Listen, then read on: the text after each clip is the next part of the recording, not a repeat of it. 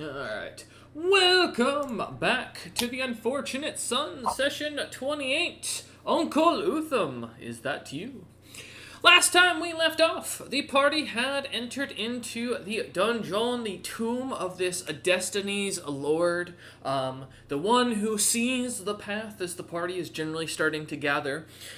After the prior session of spending some time going through the traps, learning a little bit about the overall dungeon and getting a little bit of an investigation going on, the party managed to find themselves heading up towards the top left section of the tomb itself and investigating the room, learning that not only were there tons of dead creatures stuck, seemingly their souls trapped within the tomb, but that this place seemed to almost be designed to lure those adventurers in to free them. With a few visions coming through to poor Kez as ghosts continuously tried to possess him or tried to pass on their memories, the party would manage to head over towards the center of the tomb. And after dealing with a few 9th level casting level or traps with black tentacles and call lightning surrounding a large statue, the party would find out that in the statue in the center of the tomb laid a very ancient mimic that unfortunately was the key to the item that they were looking for. With that, the party would decide to kind of put a pin in that situation, heading further into the tomb's most central room, up at the top of it, where they had found blue death ore, like a liquid flowing through a large room with glowing orbs, and a strange mural of 3 very specific figures. After seeing the figures change and alter as Eider and party would begin to reformat these glowing orbs into a almost star-like formation, similar to the one that Patter had discovered upon the statue as it looked at its map. Kind of designing it in the form of a sturge, the party would slowly watch as the mural would change, revealing a little bit of truth about what happened to the 3 individuals in the mural, of what the party figured to be someone who was related to Jakix, or Jakix himself, Valthana, or someone related to Valthana, and Grandpa, from what the party gathered. At the same time, the statue itself would change, showing this strange ice demon that the party assumed to be the Destiny Lord and the owner of this tomb as the one who managed to push Grandpa down and seal him away and overtake the other 2 as well, seemingly as he was following his own map, as the party would see the changing in the design. After a while, though, and after managing to quickly figure out what the puzzle was with the sturge and the designs of the little white orbs, the party would lock these in while the death or liquid would change color.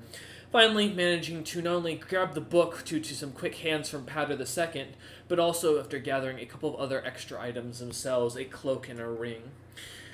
With that, right before the party would decide to head off, originally planning to split up to go investigate, Eider would manage to, with the help of Chastiacles, quickly overcome a pitfall trap, getting next to the mimic and blasting the creature with a huge amount of damage, killing it instantly as he did so. Getting away from the statue once more and retrieving what was needed, the party then decided to start following the book with the guide of the book from Eider and Patter II. Well, Ned, Kesnanok, and Domnander decided to head back to where the souls seemed to be most concentrated, with the plans of sanctifying this entire facility. However, as the party came around the corner into the far left center room, the sudden sounds of some individual shouting "Daddy's home" could be heard echoing throughout the entirety of the tomb itself, causing the party to pause for the briefest of moments. And that's where we left off, on the 22nd of the planting, April, in the year 65,009. We return back to you lot as you gather together at in the left room at the staircase, kind of going towards the central, in that entrance. As you hear the person shout after hearing the person just shout this out in common. The dungeon itself seemingly begins to slightly shake and quake in the background. However, it seems to settle down moments later as things seem to go eerily quiet once again. Well, that didn't sound like my daddy. Well, My mine's dad's dead, dead. so. Hey, Oh, same. I mean- brothers. I guess I didn't really know mine, but that's besides the point. Well, you still knew your wolf dad. Anyway, we're getting really off track. Yeah, honestly, I'm wait. going to guess that's the owner of this place, and I do not think we want to be caught unawares by him. I just kind of like slowly look to like the Destiny Lord, and it's like, very highly and hopefully doubt that that is that guy, because that's a problem.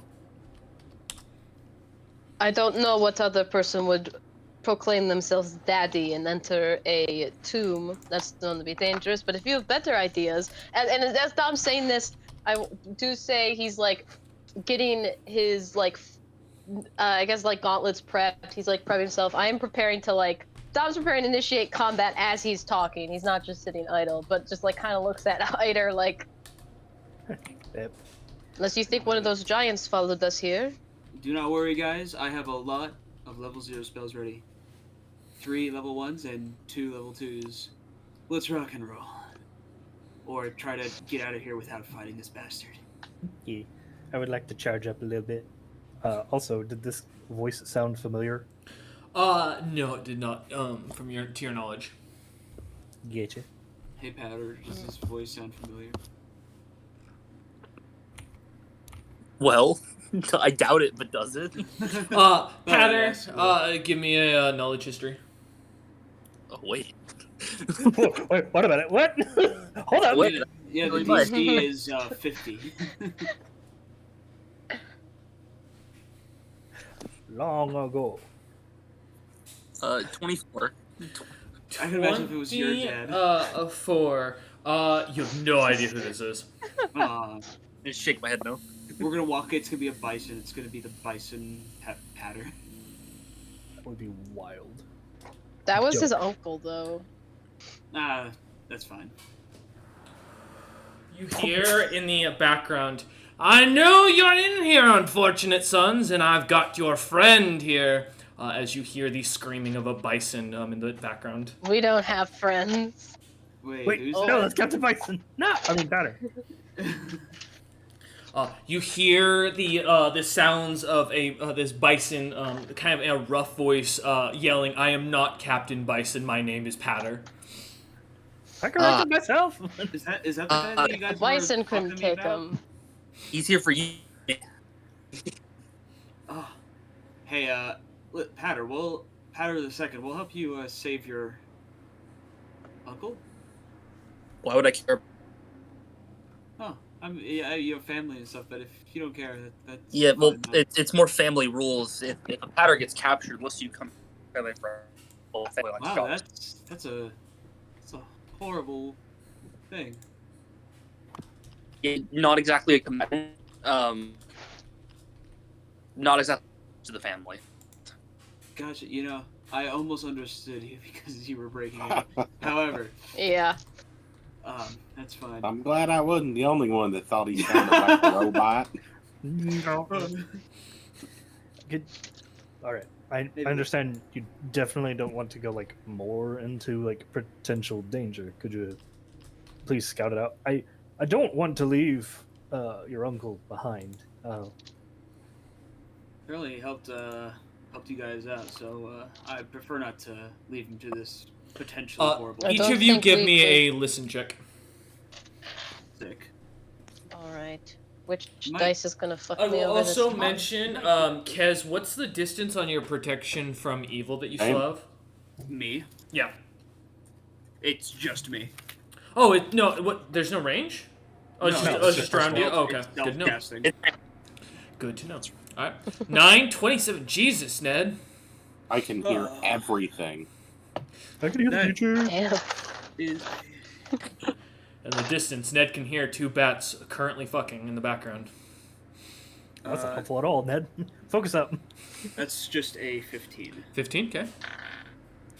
Listen is Oh my Quite gosh. a beautiful noise, really. No. That's a 24. 24. Okay. 13. All right.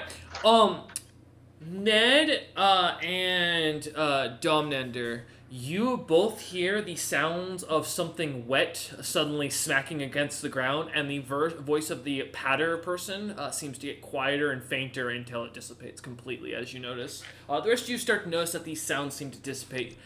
Ned, you recognize this as a similar sound to when you clean a kill for a creature. Not a common practice amongst many druids, but some druids do eat meat. And do like to properly prepare the body. You recognize the sound of blood hitting the ground. I give Dom a concerned look and just go, could have been the bats? But Pater has just been assassinated. We need to act. We are going to be next. And I'm looking at the party as I say that. Where's it coming Well, I was trying to keep it light. We must. What direction does it sound like, left or right? It sounds like it's coming back from the towards the entrance of the tomb, so to your left. I mean, there's only one way Back out at of the here, guys. entrance. Closer to the left. At least, and to be honest, I don't feel right leaving Patter to his fate. I think we go face this head on. Just kind of nod. Pater the second. I suggest you stay stealth, both so you do not come into harm's way, but if at least one of us can sneak up on this foe, it would do us some good. Domnander, as you look to say that to Patter, you see Lord Floof kind of looks up at you with a smile on his face as he is panting, and there's no Patter the second anywhere to be seen. Pater the second has already taken initiative. Heard.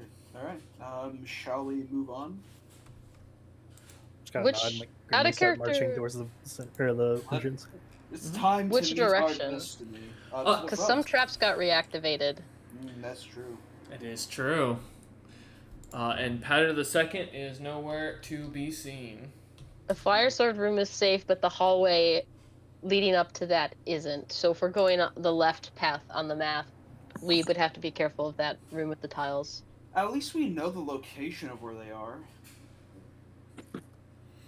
Like, since we've already gone down that path. Maybe not. I wonder if it would be good to go to that like raised area in the tile room and just wait to see if the person would come to us.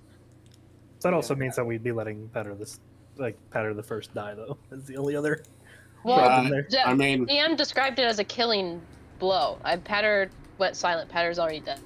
It's the sound of blood hitting the floor. It might not yeah, be. I could hear his blood dripping all over the place. Yeah, but that doesn't mean it's fatal. The noises did go quiet. I mean, you do typically get knocked Would out have from a lot of passed blood out loss. from blood loss, but he could still be alive, and that's what I'm hoping for. Plus, if he is still alive, I'm a healer. I put it this way, I heard a gurgle. That's fine. The longer we wait, the less likely he will be alive. And I'm not gonna let another innocent man die. If you remember the path back through the tile, then by all means we can charge ahead. But without Pater the second, if we set the trap off on ourselves, we're all dead and gargling. I pull out the wand and, well, not the wand, the little magic device, and pull out Sparky again and make him go run ahead of us to see if there's traps in the room. Yeah, because I mean, we just came from that way. We know what the traps are. We can avoid it. As you're having this conversation, as you begin to pull out the wand, you see as Patter comes walking back down the staircase from that bottom left room, kind of coming into the middle left room where you lot are at. As he looks up at you, I imagine a little lacking in color after what he just saw. He's dead. Dead. Dom gives a look Yeah, to the rest of the told you. party. Yeah, I'll have Cheryl look again. His corpse is being desecrated. Yeah, I think it just has like a dark look It at was his a- face. It was a forest giant. You see. Mm. Well, Can I, Patter needs a proper DM, can I make a burial. rule Yeah. to see if from what Dom recalls of like giant lore, if forest giants are immune to poison? Yeah, give me a knowledge history. Cool. Seems to be an archer too.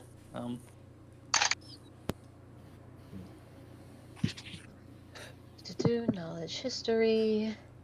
Let me find 14. 14. The most basic history of the giants is that there were a lot of giant clans supposedly way back when. Ogaran Grunaga was one of the kind of biggest genociders of the many other giant races, killing multiple of the other storm giant clans that would eventually be branched off into other giant races due to being forced out of the clouds and being hunted, either for the weakness or due to their invaluability. The Eldritch Giants being the most noteworthy of one of the more known clans to treat with the Fae, having been a direct contester to the Grunaga clan themselves, and being one of the first clans to basically be banished out of the Storm Giants' territories. Most of the giants that are recognized in the modern era all come from the Grunaga clan as recognized subspecies in one way or another through one of his family members. Those giants that do not were not kind of brought into the Grunaga clan are not recognized as actual giants, and there is almost like it's to most giants they would look at these forest, bog, sand, eldritch, both as abominations and threats to their well-being. These are the bad guys, in a sense, the evil giants that everyone tells their children about that'll kidnap them and eat them. These individuals were known to be horrible, supposedly, and were cast out by society. Beyond that, not much else is known, as it happened so long ago. I mean, this would have been in Ogaren's youth, and Regan Uthem would have not told you really anything about it. Okay. I think just to prep in case, as like Patter the Second is recounting, what we just saw, I'm going to coat my claws in poison in preparation for the fight. Okay. So I'm just taking like a quick item interaction there. Yeah. As the rest of you as Patter explains this and Dom begins to soak their hands in a bit of poison, get themselves ready, any of the rest of you taking any precautionary actions, or are you just kind of wait, or are you all heading out? I'm hoping this guy is weak to fire. Sorry, what was that, Kez? I'm just hoping this guy's like weak to fire or something. I will note Find out. The term forest giant, for your own knowledge, his like basic terminology is meant as a giant that does not live in a city or a territory. So they tend to be more greenish of skin because of their diets tending to be more vegetarian than carnivorous, just because it's harder to hunt down on the ground than it is in the sky. But that being that these individuals are known to be just as capable as any other giant, and rarely do they share vulnerabilities that are common amongst their names. I.e., you're not likely to find it. If it's called a forest giant, that does not mean it burns like a tree. It probably is called that because it likes to hunt in the forest. Man. Yes. I just kind of like reach in my bag, pull out a couple items, and like start like marching towards the front, and then think for a moment, and say, "Better, can you warn us for any trap? I'd like to step into it to absorb." I mean, only one trap reactivated.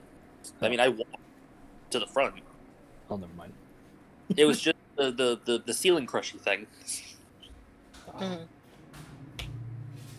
Well, can't absorb that. Yeah, I don't think so. I wouldn't think.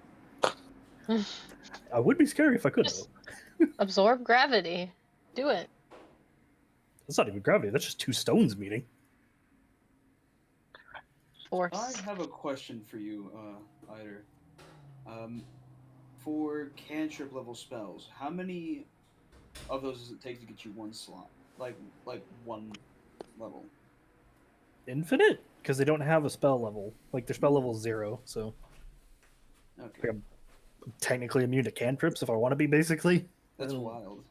That's what I'm curious about. This DM like has like or wants to implement like their equivalent to a half of a spell level. Half a slot. That's what I was wondering. No, that's kind of the downside of being the setup you are Spellfire is that you are unnaturally immune to cantrips, which just means you can't take benefits from them. Because your body, in a sense, will basically it's like having a tolerance to magic. Just kind of just slurps it up. Yeah. Man smokes a joint of magic and isn't bothered because he's always eating edibles every day. Hey, fair enough. Oh. I thought I'd just, drop at least all 7 of my cantrips on you, but since that won't work, that's fine. Yep. I do hopefully have something that will visit some kind of divine retribution on this fucker, but we'll see. I ask Patter, how far is he into the entrance? Is he being a pain in the ass? I mean, I assume I just saw him not moving, like right by the door. or Yep, near he was it. just sitting there cutting into the corpse with a knife. It looked like he was trying to carve symbols from what you saw into the body as he was doing so, but he wasn't moving. And it was just him from what you saw. Right by the door, carving symbols into the bison. He's alone. Alright, let's go meet this guy. Yep. I start marching to the front. Alright. Dunk, dunk, dunk, dunk, dunk, dunk. As you lot start heading through, what's the... so Eider's the first one? I'd like to be second if possible, just because I'm a melee person. Okay. I need that reach. Dom, what's your height? And Eider, what's your height? 5 foot. Okay. I am 16'9". Okay. Alright, and then is it gonna be Kez I block behind... view of everyone else. Is it Kez behind Dom and then Ned at the back, or is it Ned then Kez? No, yeah, I can go in the back if he wants. Yeah, I'll be before Ned. Okay. Alright, as you begin to take a step forward, okay. I got you, Patter. No worries. As you begin to kind of march around the corner towards the staircase, or towards that staircase into that bottom left room, and coming up it, you suddenly hear either Dom, Kez, and Ned. Ah, there you are! As he is going to take a arrow shot at Dom. Yeah, No! I'm big target. Dom, you are Big flat-footed in this situation. For anticipating him to strike, though? That is... Well, it might not matter. That is a 12 to hit. Oh, no, that wouldn't get me even flat-footed. Okay. What was that, Ned? Sorry? Oh, I was going to say it doesn't look like it matters, Nope. but... No. As he takes a shot and then looks up at as the arrow goes flying, slamming into the stone next to you, kind of embedding itself into it as it does. You hear a cackling from the forest giant down the hall. A simple light leather shirt or jerkin covering his chest, as well as leather breeches, as he goes, "Well, shoot and call me a hamburger here. What the hell is going on?" Alright, as he pulls back another arrow and is getting ready to take another shot. Everyone roll initiative. Call me a hamburger. Yeah, that's... Listen, That I've hasn't never even heard been a country... invented yet. I've never heard of a country person talk like that before. Wasn't meant to be. You'll see why here in a minute. Sounded like it. 14. Alright. 15. Alright. 8. Okay. 4 iterations? No, don't do this to me. Alright. So that...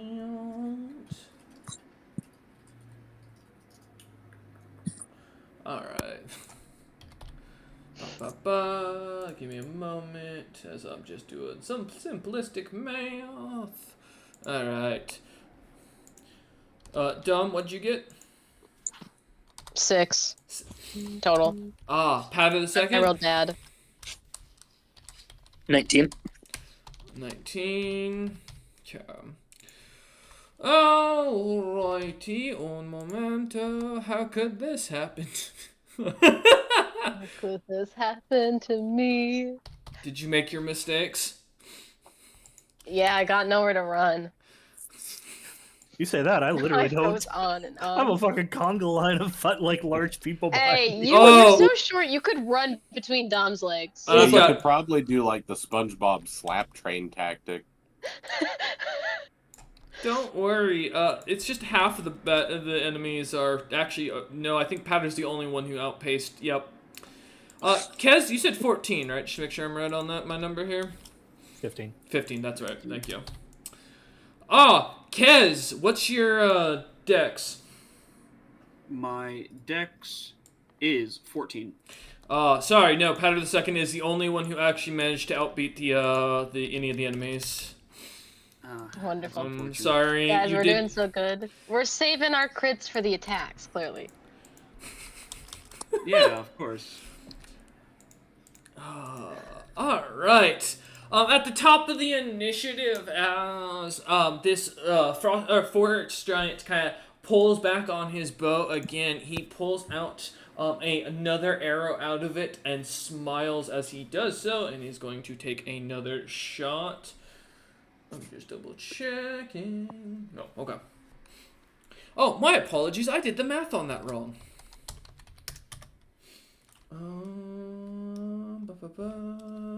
Oh, no, that was right. Okay. As he aims for Dom once more, does 13 hit Dom? No.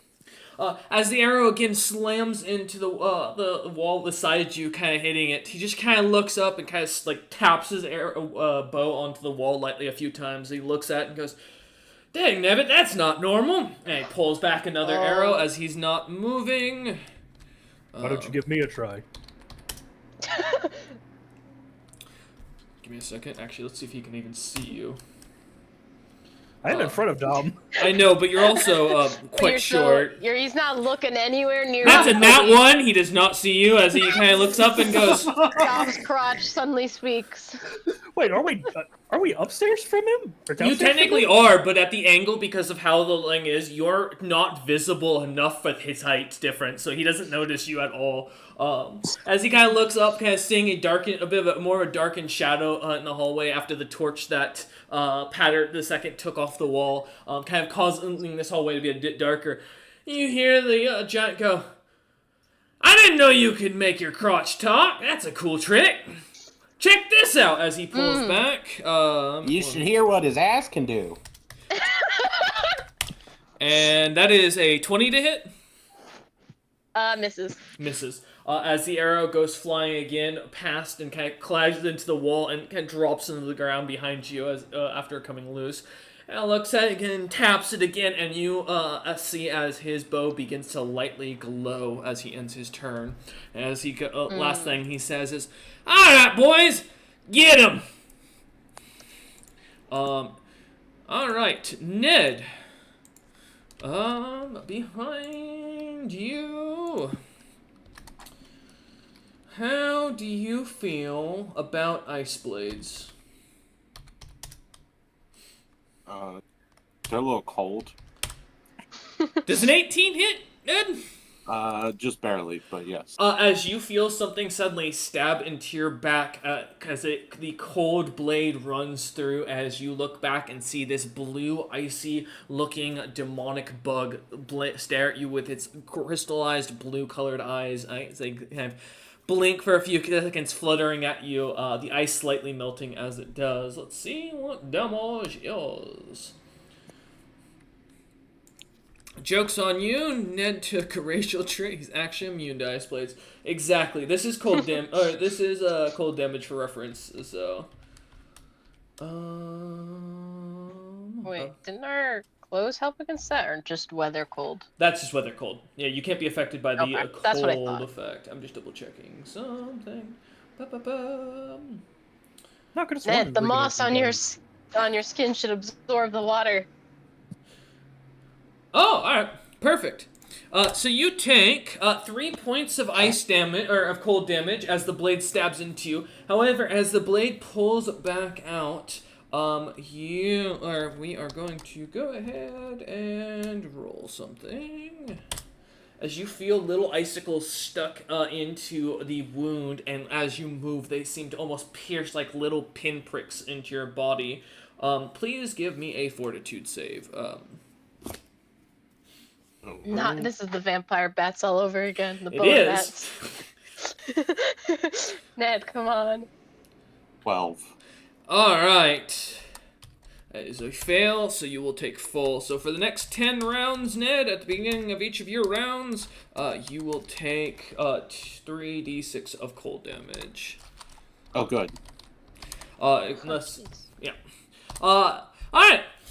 Cool. As you feel the ice kind of emblazon itself into your body, little chunks kind of almost cutting into the wound in all the wrong spots. The creature is going, not moved, is going to take a second attack.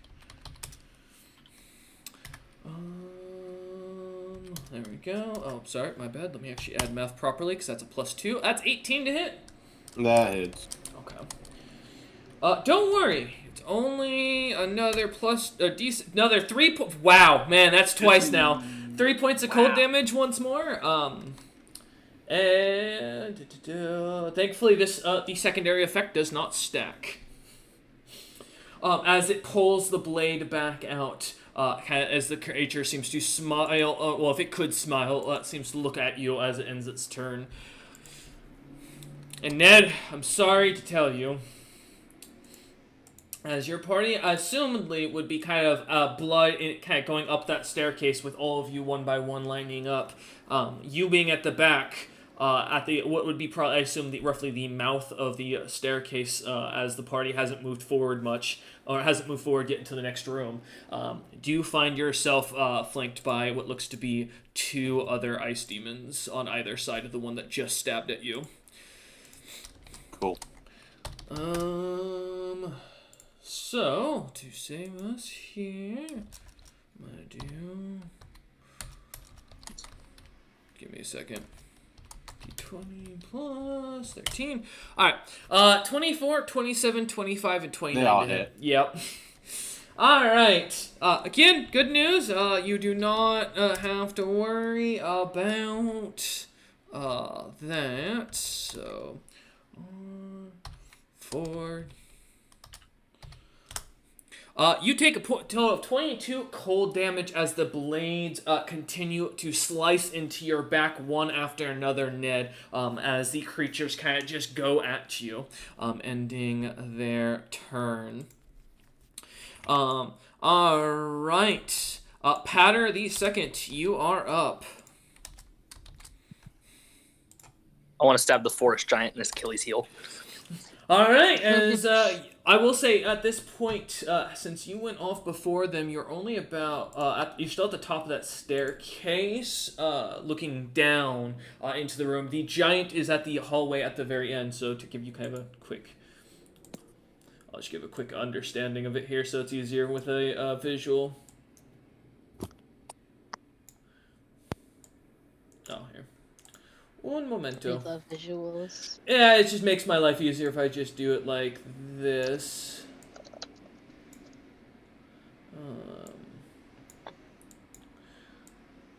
Okay. Give me a second. I'm not an artist and I'm having to freehand this, so...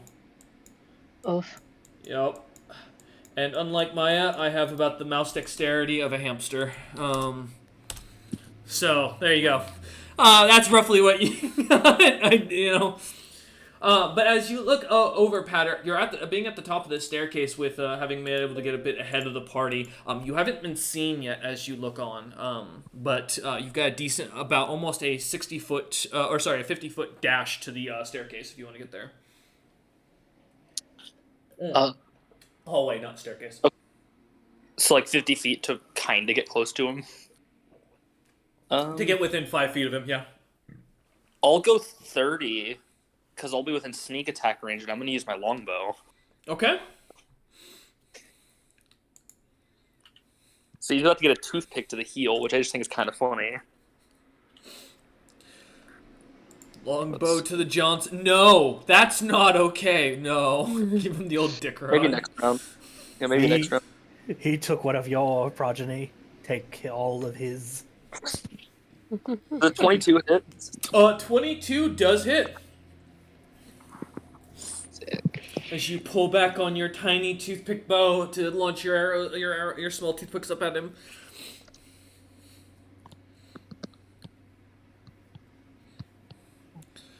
Alright, you're gonna love this. So here's the initial before sneak attack. If it rolls. Oh, max damage. Ooh, alright. 8 points. And then sneak attack.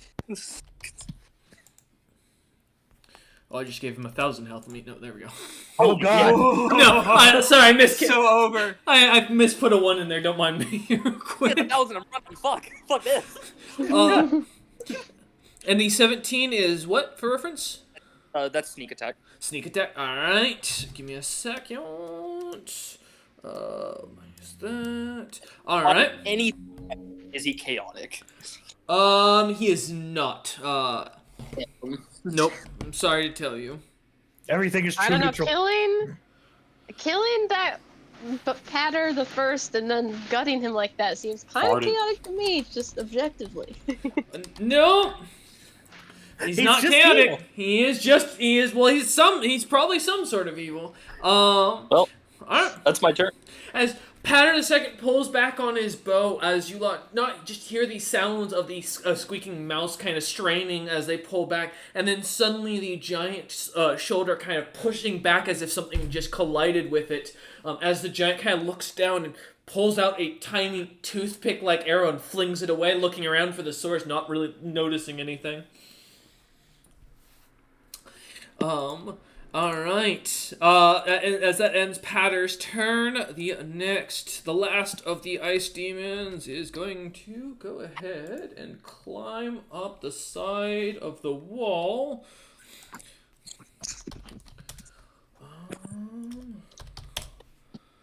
And that's a crit, and is going to try to crawl its way up over Kez and drop down to try and grapple Kez. Do I get an attack of opportunity? Technically, he is above your head within your reach. I can't say no to that. Yeah. And I have a question. Since he's trying to grapple me, I get an attack of opportunity as well, right? You will, yes. Once, yeah. If that'll be to see if you can manage to negate his grapple. Don't forget, I believe, don't large creatures get a bonus to that? Yes, +4.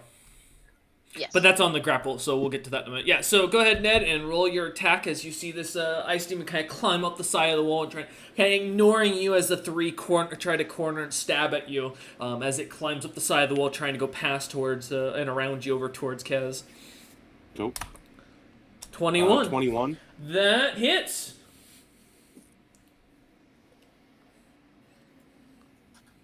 And it's bludgeoning. Bludgeoning, okay. Slap ass. Oh, that one. Unfortunately, as you feel your club smack against the creature, it almost bounces off, and you feel the reverberation into your hand as it does so. Your entire hand kind of shaking, the creature seeming unfazed as it crawls past kind of overhead, looking down at you, Kez, as you suddenly look up, feeling some drool kind of drip down on your head. Go ahead and roll your attack of opportunity as the creature drops down on you.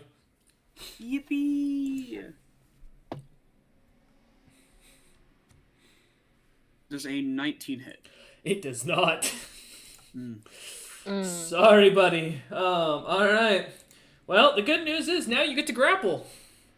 And this creature is medium. And I am large. You I are. was hoping. And in charge. However, I will say it is a creature that likes to grapple. So let's see what you got. That is a 31. Yeah, 'cause I don't think I have a. What's the what do you roll for grapple? Because I know I get a +4, but it's strength. It's a strength and then the +4. Yep. Oh, okay, so then and there's your no base attack level to bonus. test it. Oh, and base attack. Yep. Base attack plus strength plus your size modifier. So yep. All right, so I have a +10 essentially. Nice. 13. 13. Kez, as you try to hold the creature off, grabbing hold of its arms, it seems to sprout another set of arms and grabs hold of you as it wrestles you down to the ground. You are pinned down beneath it as the creature kind of sniffs at you and seems to growl at you kind of angrily, ending its turn. As it keeps you down. Good news is, Kez, that's the same nice demon you just tied with, so you're up. What would you like to do? Ah, how nice. Let's see here. What do I need? Since I'm just grappled, I'm not restrained, right? So I can still do the somatic component of a spell. Correct. Yeah. It does require a concentration check, is the only thing. Mm-hmm. But it's a flat concentration check. All right, cool. Because I'm going to cast Divine Flame. Oh! And just, reminder to the DM, what does Divine Flame do? So, Divine Flame, no, I'm not. I was thinking about Baylor Nimbus, but this is something to hopefully keep Ned also protected. Fair enough. So Divine Flame creates a immobile ward that's centered on me. That's against cold creatures. Cold creatures entering or staying in the area take a D4 point of damage per caster level to a maximum of 5d4, and there's a Fortitude save, and they take half. Spell resistance or no? Yes, spell resistance. Alright, so you have to roll a d20 then, because this creature does have spell resistance. Okay. I think it's d20 19. plus... Is it... It's a spell cast level of the spell, correct? Yeah, it's just your caster level plus d20. Oh, it's your caster level, that's it. Okay, thank you. Okay. So what's your... And your caster level is what, 4 or 5? What? 5. 5? So 19 plus 5. Okay, yep, you overcome. Alright. And so that's a Fortitude save, you said? Yes, for every of these cold creatures that are within 15 feet of me. Oh, okay. Fortitude. Okay, that's not great. Alright. 13, 26, 26, 26. The 26 is saved, but the 13 fails. Alright. So the 26 will be taking half damage. Alright, let's see what you got. Alright. 5d4. Here we go. I don't think this counts. Yeah, this doesn't count as lawful damage, so this is just, yeah. Oh, it's magic. That's DR only magic. applies. That's right, DR is only yep, you're right. Thank you for reminding me. Oh, good. It's only physical damage. I was like, wait a minute, let me check that. Yep, no, you're right. Spell this SR and DR are set up separate, yep. Yeah, hell of a ball ache if it wasn't. Now I got an idea for a monster later. Oh god. That is 13 damage, and then cut that in half for the ones who saved. Alright, so 6 for those who saved. Give me a moment. And this immobile ward will last for 5 rounds. Okay. Oh, yes, that's right. No, you're right. Let me confirm. Is this fire damage to confirm? What type of damage does it state? If you want to send, what was the name of the spell again? It's Divine Flame. Divine Flame. Because it just says per. It just. Oh, it doesn't fucking list the damage type. It doesn't list the damage type. No. I don't know what fire. So it's treated like turn or rebuke undead, so it is considered divine or like radiant basically. So there's no bonus. That's why the flame is radiant technically and still. Yeah. Yeah, because it's sacred or profane. Fire, but yeah, I wasn't gonna like ask about it because I didn't say it. Yeah, white flames, and it does 1d4 of sacred damage against evil. So yeah, it's all basically all based on radiant is the idea, but it's without specifying. So yeah, unfortunately, it's not fire. But as this like almost wall of or shield of flame kind of expands out from you, you watch as the creature on top of you envelops immediately, and it's kind of managing to hold the grapple on you as the creature does. But it seems, but the others seem to kind of take a step back as they to ignite. Slightly burned and annoyed, the creatures seem to hiss and wave their weapons in aggression. And since I'm not moving, I'm gonna. Yep. I'm gonna try to break this fucking grapple. You're gonna contest? Yeah. All right. I'm just checking. Let's see if there's anything specifically for contesting or if it is just about grapple checks. I think it is. Yep. Nope. Yep. Okay. All right. Let's go ahead and make another grapple check, please, to see if you can break. 24. 26. Fuck.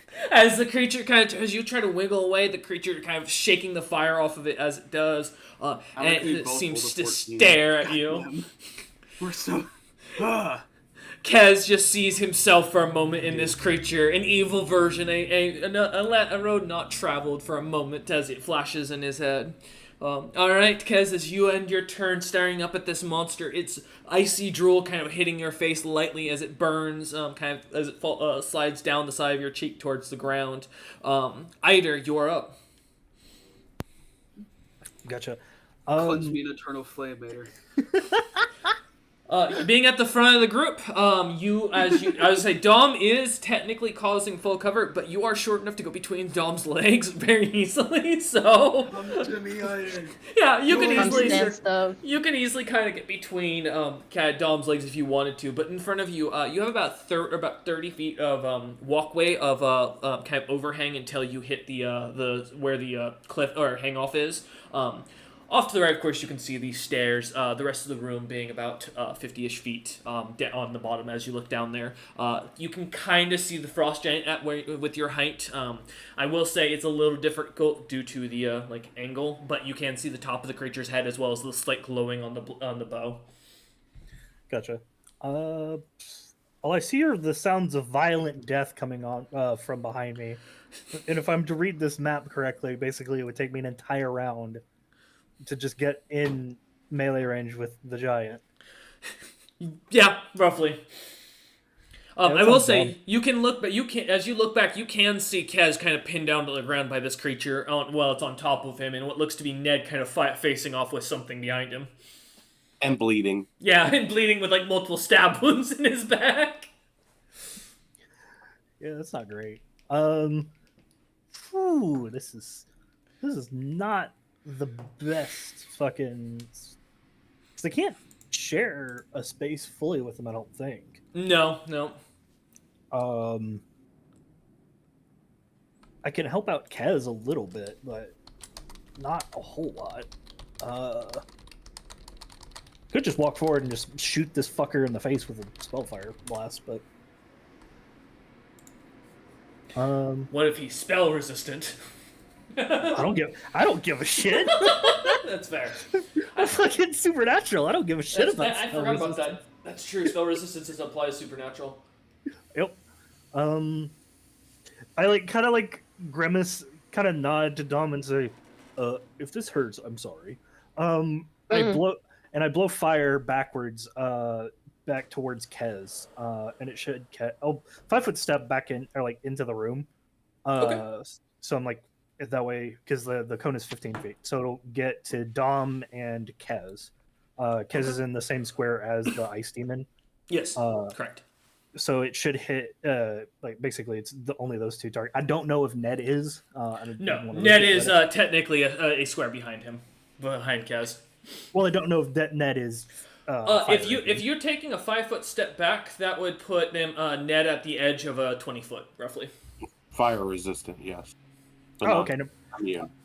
I don't have the ability to do enough damage to break your fire resistance, but I think it might help with these shards potentially. I'll blast it just in case. Okay. I'll douse Ned with it too. It's a very low amount of damage, but it's more helpful than just running into the room. And what is this? Mm-hmm. Oh, it's just the Dragonfire Adept Flame Breath. Okay. As you watch as Eider's eyes kind of give a quick glow and his mouth, magical runes begin to almost draw themselves onto his cheeks. His mouth kind of opening up and glowing as he suddenly explodes out of with flame out of his mouth like a dragon's roar. In the distance, the giant goes, "Oh shit! He's part dragon."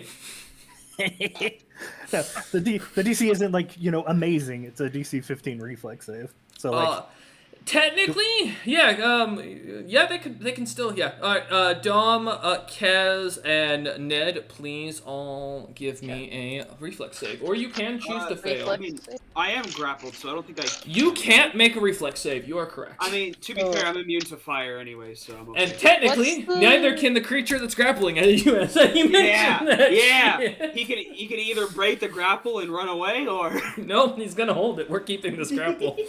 I would argue Ned wouldn't be paying enough attention to be able to get out of the way. You said it was. Yeah, reflex. You said it was DC 15 or something? Yeah, I it's not beat amazing. it without even adding my bonus. Yeah, I wouldn't worry about it. I wasn't really worried about Dom like capacity. Dom, like, you don't even have to warn Dom for Dom to elegantly dodge. As Eider opens his mouth, the sounds of a dragon's roar kind of echoing out, the fire kind of emblazing out. Dom immediately gets skinny up against the wall, pushing themselves into where a little the trap was as hard as they can. As they kind of stand up against it. Kez, you feel... Oh yeah, let me roll for the reflex save on the ice demon. I get it, because the... Oh no, yep, we just mentioned it can't. So as it takes the 4 damage, and that is proper fire damage, correct? Yeah, it's full fire damage. The creature kind of screeches out as it takes the damage, and kind of looks down or looks over at you, slightly burnt on its face, its side kind of burnt, and it does. I think that requires it to do another grapple check. Yes, it does. Oh, give me another grapple check. Yay! Well, we both that is rolled 26. All right, what'd you actually roll is the question? Because I got a 27. God damn it! God damn it! You like look at the creature, look over at Eider. You think Kez for a moment. This is your chance as you go for its arm. The creature looks down at you, grabs that arm, and shoves you back down as you just yell. Close. So close. It's a big, strong hug. It just loves you so much. Ned, you feel your back kind of ignite, the moss on your back catching flame as it does, and you feel the little icicles in your back begin to burn. Eider, give me a D20 plus 4. And DC is 20. Okay. As you go to, as the fire hits, Ned, you feel the damage on your, not really feeling much of the damage other than a light toastiness to your back and a little bit of singe other than the moss from your toga kind of getting burned and beginning to catch a flame. The ice in your back, though, seems to crack as you begin to kind of move, and you feel the little pokes as it does so, as they do not seem to melt. No! Cool. 5 foot step into the room to hopefully, 1, get out of the way, and 2, get a little bit closer to Fuckhead McGee over here. Okay. Yeah, kind of stepping off to the side to let the others get by you. Okay. Well, into the room proper also, so I can have a full view to be. I think I technically have a view enough to be able to hit him with a touch attack, but as you look down, you see the tall, 20-foot giant standing in the doorway, looking on at you. And for some reason, Eider, as you look, you can't help but think he looks awfully fucking familiar with his appearance. The irritated eyes, the angry look. Something's on the tip of your tongue, but you're not sure where you've seen that face of disappointment before. I thought it was from the fucking the wards, because we saw a forest giant. It did not look like him. Nope, this seems to be another giant. Does that end your turn, Eider? No, I still have the other action because the 5 foot steps, the move action. Yep. I did fully forget to do this at the beginning, so it's +2 against the giant. Plus, I don't even. +2 against the ice demons as well. Sorry, just cataloging the knowledge devotion since we started the combat. So you point at the forest giant and say, "So, you like little range duels, eh? See if I can't hit mine." Bring it on, midget! 18 hit his touch AC. 15 does hit his touch AC. Yep. As he shouts out, "Bring it on, midget," as loud as he can.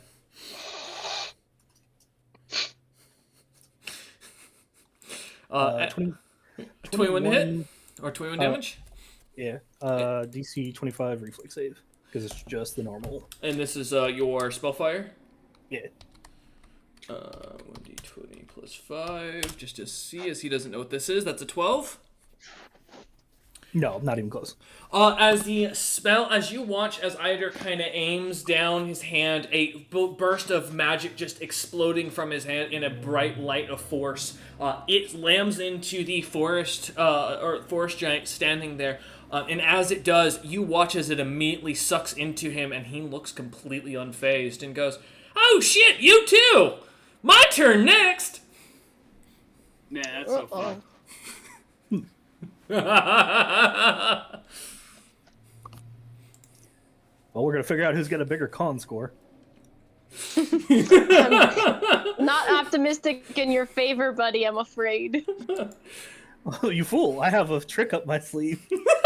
Oh. All right, as Eider ends his turn, kind of a plan formulating in his hand as he eyes the individual up, looking to see if he looks as healthy as he acts. Quick, just trade Spellfire over and over again and just locked for eternity. Right? Ned, we jump to you, buddy. Unless, Eider, do you have anything else that you had? Nope. That's Alright. my full turn. Perfect. Ned, you're up as you look behind you, seeing these 3 ice demons all like basically in this this room behind you, standing ready to stab you once more. What would you like to do? Kaz kind of standing in front of you, pinned down with an ice demon on top of him as he continues to struggle, swearing at it and yelling at it to let him go. Well, Ned, for those that may be able to see him, does not look good at all.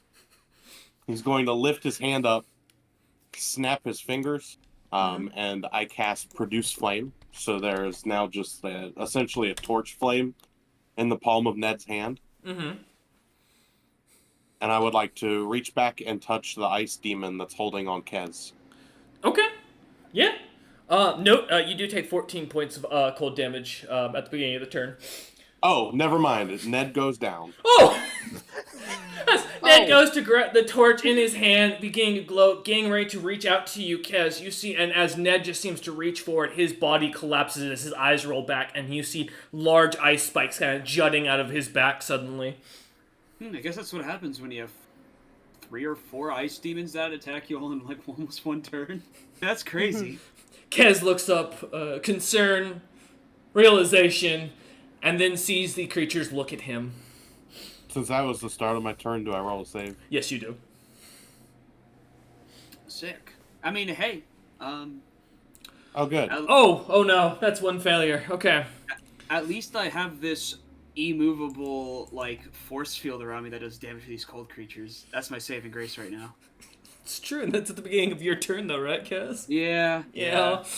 All right, as Ned falls unconscious behind, we jump over next to Dom. Dom, as you stand pushed up against the wall, looking to your left, you see as Ned collapses, ice kind of sticking out of his back as he was reaching for Kez. Kez pinned on the ground with his ice demon seemingly trying to bite and claw at his face at every chance he gets.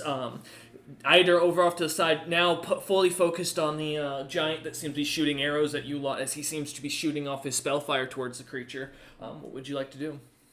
Actually, just a quick question. So the damage that gets done to Ned, it happens always at the beginning of his turn? Correct, yes. Okay. I was like, bro didn't even get 1 turn. That's so sad. Nope, and save. It's only 1 save. It's brutal. Yeah, go ahead, Dom. How far is Ned from me? He's like within 10 feet. He is right? within 10 feet. Yeah, because Kez would be 5 feet to technically because Kez is right behind you. And then yeah.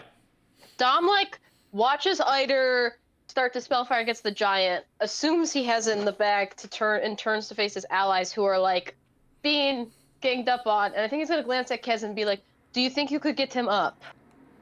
If I get this fucker off me. It hisses and I'm drills on going him to- more. Attempt Eat to my ass, grapple. I Scorpion. believe the rules are if I join on a grapple when my target is grappling someone, I don't get the attack opportunity and my grapple automatically succeeds. Is that correct? I do have to do the grapple check, but I automatically get the grab. I don't get the attack of opportunity on me, I believe. Oh, give me a minute. I've never actually had someone join a grapple. That's not usually a common thing. I'll I've read got it out it. loud so you can double No, check I'm me. But reading it says it right if your now. target. Okay. Yeah. So you just have Such to stupid. grapple. It's a grapple check with it. Yep. Ooh, so that would be +4 because I'm large, and then just my strength check, correct? Yep. Let me not do a plus 132. That is not correct. All right, that's which a 23. dice is worthy? So now, given got a how this has been 23, going, you're gonna roll an 11 and get less than what I got. So let's see what you have. Well, I Was it 11? only got an 18. I didn't roll an 11. As you go to grab onto Unless- the creature, yes. Let me double check if I have a monk thing, just real quick before I accept this loss and cry in the Kez corner. still shouting at this creature to eat his ass as it tries to No, bite I at his don't. I have human. a thing. I have I'm a turning thing into soup! against bull rush and overrun, but not for grapple. So yeah. In a distant memory, Kez remembers why, never wanting scorpion soup back home. After this, he suddenly realizes he's going to enjoy that and make that a main staple at his church, too. I sure as fuck will. Ice demon soup. To make a fine broth. So nothing you can find, nothing you found, Dom? So no. I had a bonus, but it's not for grapple. It's for like As the you different go to special try and attacks. So. Yeah, as you go to try and grab hold of the creature's shoulder to pull it off of Dom and try and grab, or pull it off of Kez and try and pull it towards you, the creature seems to smack your hand away and then grab back onto Kez as he tries to reach for a weapon once more, trying to get at this creature as any way he can. That's fine. That's fine. My grapple failed. If push comes to shove, one can always punch. True. I will happily flurries of blows this motherfucker. So let me find my good dice for this, and I will roll my attacks. Annoyed, the creature smacked his hand, kind of waves his hand in the air like a tapped child, and looks at him, pulls back his fist and goes to swing. Yeah. Oh yeah, just a full punch. So the 2 attacks, my penalty has changed because of my level up. Teehee. So first Dom attack just randomly teehees over you, Kez. That doesn't make you worried. No, that was very much not in character. You hear Dom as they pull their fist back, look at the demon, and go teehee, and there's just deck them right in the face. First one, I imagine misses on a 3 because I absolutely rolled awful. Well, didn't that one though? What's the total? That one. The total? The total's a 3. Oh, total's a 3. Oh yeah, you miss. Because of my penalty, yeah. Okay. Yeah. As you swing wide, the creature attack. kind of dodges down, trying to bite at Kez, pulling away. Wait, that would have been a. Sorry, that wouldn't have been.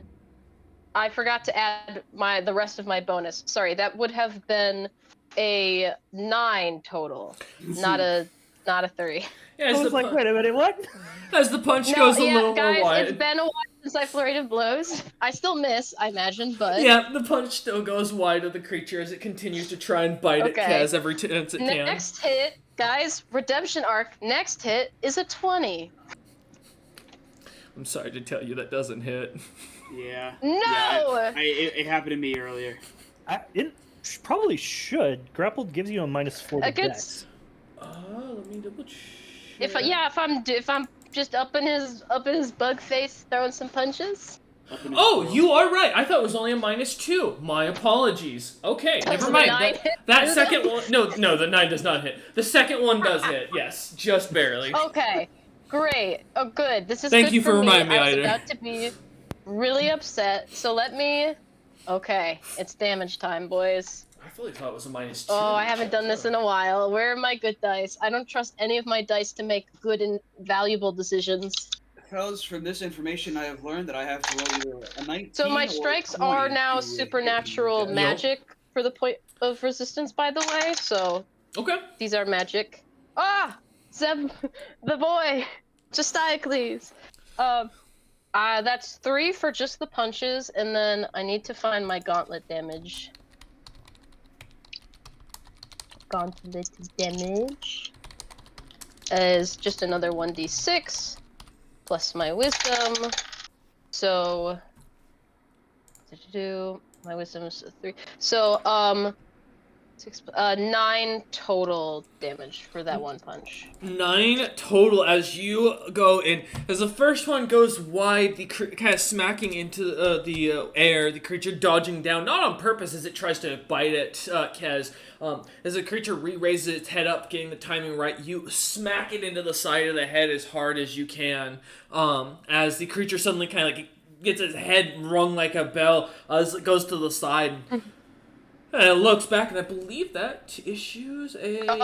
when my enemy is denied a dexterity bonus, I also get my sneak attack added, correct? It was just denied its dexterity bonus? Correct, yeah, that's correct.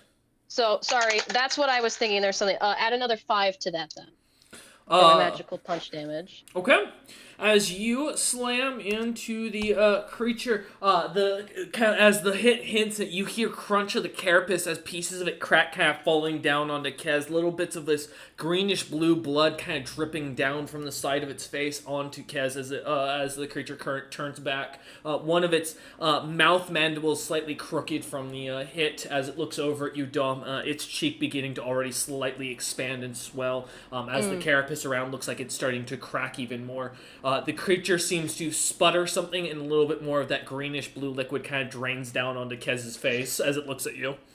Do I get? Oh, don't be shy. Speak a little louder, my friend. Do I get to try to break the grapple from that hit again? Sorry, what was that? Do I get to try to break that grapple from that hit again? That's what I was just double checking to see if that's a thing. I don't know if it's every attack. I don't think so. Yeah. No. I'm doing a quick check just to make sure. Yeah, there's nothing specific that says. Okay, cool. I think that was a homebrew rule of my old DM then. All right.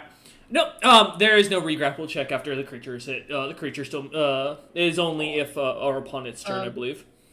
So, Dom tried to grapple, failed. I did my attack because I did not move. Yep. I will designate my dodge bonus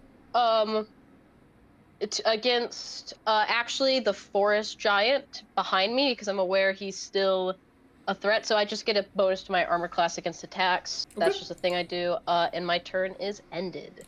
All right. Up at the top of the initiative once more, the forest giant is up. And he is going to go ahead and smile up at Eider and go, "Hey, do you like catch?"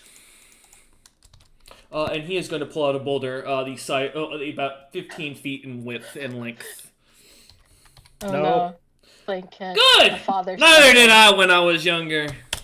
Catch this! And that's a nat 20. Holy shit! Well, that's annoying. Oh, it's not. Oh, man. Alright, well. I assume that plus 9, that would be a 16. That doesn't overcome your AC. No. Okay. Alright, so the creature just auto-hits with it as the rock goes flying over towards you. Hey, good news. It's not that bad as the boulder slams hard into you. You take 20... Holy shit. You take 27 points of bludgeoning damage as the rock slams straight into your face. Suddenly, the rock kind of shrinking down as it after coming to a stop as you manage to kind of catch a good chunk of it, managing to maintain your ground as the rock hits you, bruising a bit of your nose and feeling your armor kind of pressed in as it hits. The rock comes to a stop, begins to shrink, and you watch as it returns back to the giant's hands. Ow. And he smiles up and goes, "Oh, good boy! Catch again!" And he's going to throw again. That's a 15 this time. That is not it. Alright. As the rock goes flying kind of past you, slamming into the wall behind you, as it does, kind of colliding into it, causing the entire tomb to shake, and goes, "Oh, damn it, boy! You're supposed to catch it!" As he snaps his fingers and it returns to him once again. I'm just double checking to make sure he doesn't have anything. Nope, that ends his turn as he smiles over at you. Alright. Well, bad news is, for Dom, these creatures don't have anything else to do anything against except for you, Dom, as they're gonna start climbing over. Are they one over another past on the as wall. I assume? Huh? Yeah, well, they're climbing on the side of the wall. So the first one is going to do, let's see. Yeah, I don't think I can attack of opportunity them approaching my zone, sadly. Nope. As the first one comes up on the wall on the right side of you, kind of hanging above Kez and the grapple as it does, holding on, it is going to go ahead and make a single attack. You can't, yeah. That's a 13. Wow, that's a 13 to hit, Dom. No. As the creature swipes at you with its ice sword, you see as the small little chunks of ice go flying, slamming into the wall to the side of you as they start to expand and looking almost similar to the ones in the back of Ned as he groans in pain and as you look down, seeing him kind of almost on death's door. That ends that creature's turn. Don't want that. The next No one thanks. is going to do the same thing. Why can I roll so well in climb checks, but I can't roll to hit for shit? Alright. It's the narrative the dice want. I know, right? As the creature... Well, that's a 32. As the creature climbs up onto the side of the wall on the left side, kind of going over towards it, opposite of Kaz, or opposite of the other one, and standing over Kez's square as the creatures do, and goes to swing at you. Does a 32 hit, Dom? I wish... Wait. 32. I don't get anything with fuckery, I don't think, do I? Oh, no, my ability only counts to attacks of opportunities. No, I don't believe... I think I just take that. I think that just happened. Alright, that is 8 I'm points afraid. of damage. As well as I need a fortitude save. I'm gonna take the damage first, just, you know, to stall what dice I'm gonna choose for this roll. As you feel the Guys. blade slash across your chest, kind of cutting open your pecs a good bit, you feel small pieces of what almost feels like an ice cube kind of being tossed down your shirt at first, before it seems to dig into the skin and starts to pierce through it. Yikes. Not a fan of that. Mm-hmm. Okay. Fortitude save. My favorite.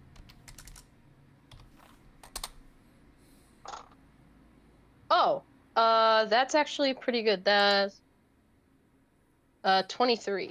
You succeed, so you only take half. So for the amount of rounds that this will go, because it doesn't. For the first initial damage, you take 9 points from it initially, as the things kind of dig into your skin. Yeah. And then 4 rounds, it lasts... Oh, I rolled those in backwards. Sorry. Doesn't matter. You still take the same amount of cold damage, and it lasts Same 9 total, rounds. yes. Yeah. As you feel the ice begin to kind of expand into your body once more. As the creature kind of hisses at you and seems to mutter something through its strange mandibles, ending its turn. Alright. The last of the ice demons is going to try and climb up to the ceiling. 27, easily succeeding, and is going to try and swipe down over at Dom. Yes. Is that the one grappling, Kez, or a different? Nope. Well, there's 4 ice demons there's in 4 total. total. Okay. My 3 bad. I that thought there was cornered, 3. and then an extra one that seemed to pop out of nowhere. Okay. You guys only sensed 3 earlier. That's why. Alright. As the blade comes swiping down, that's a 17 to hit. Fails. As the blade goes wide, as you manage to kind of dodge down, avoiding the blade as it swings, feeling the little ice cubes in your chest, not wanting to catch any more of those things as you dodge away. The creature ends its turn hissing and muttering something down at you. As we jump to Hope you're all saying your prayers. As Dom, hisses back. little ice cubes digging into your skin, and as you wear, also looking at the fate of Ned down below with the giant one sticking out of him.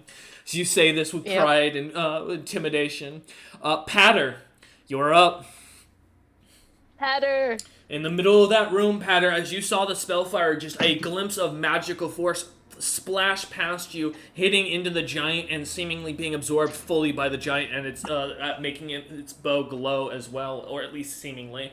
The creature now throwing a rock and catching Eider in the face almost immediately as he did, with ease, though Eider looking a little more concerned, as well as with a bit of a crushed nose, I imagine, underneath it. Well, no, you wear a helmet, never mind. Alright. Well, the best I can do is really annoy this forest giant, because it'll take too long for me to get back and actually help with the, That's fair. So let's see. Patter, you're on giant duty. I am on giant duty. Does a 30 hit? Holy shit! Yeah. God damn. I'm fucking angry. All right. I'm sad. If that was melee, that would have been a crit. Alright, let's do initial. Where's that ranger spell when you need it? 7. Well, if I was a ranger. 7 points of damage. Okay. And then he still doesn't see me, right? Let me roll a spot check to see if you can catch you. Dude, I don't know if you could roll high enough. Because your roll was, from our notes, let me double check. It's 39 for your hide, so, no, I'd have to roll a nat 20 to catch you, and I rolled a nat 1. Yeah. I'm also going to get a fortitude save. Oh, God, no. Here, 1 sec. 11 more damage. Give me a second. There we go. Kind of doing math in my head. Fortitude, alright. Don't worry. 26. Yeah, you're not likely to fail, but I can keep doing this. I don't like that. And you said 11 more points of damage, or is that halved? No, that's 11 more from sneak attack. Got you. Okay. That's not the poison. The poison does nothing if you succeed. Gotcha. Roll the 12. Mm-hmm. Roll the 12 for attack, which is a 24. 24 hits.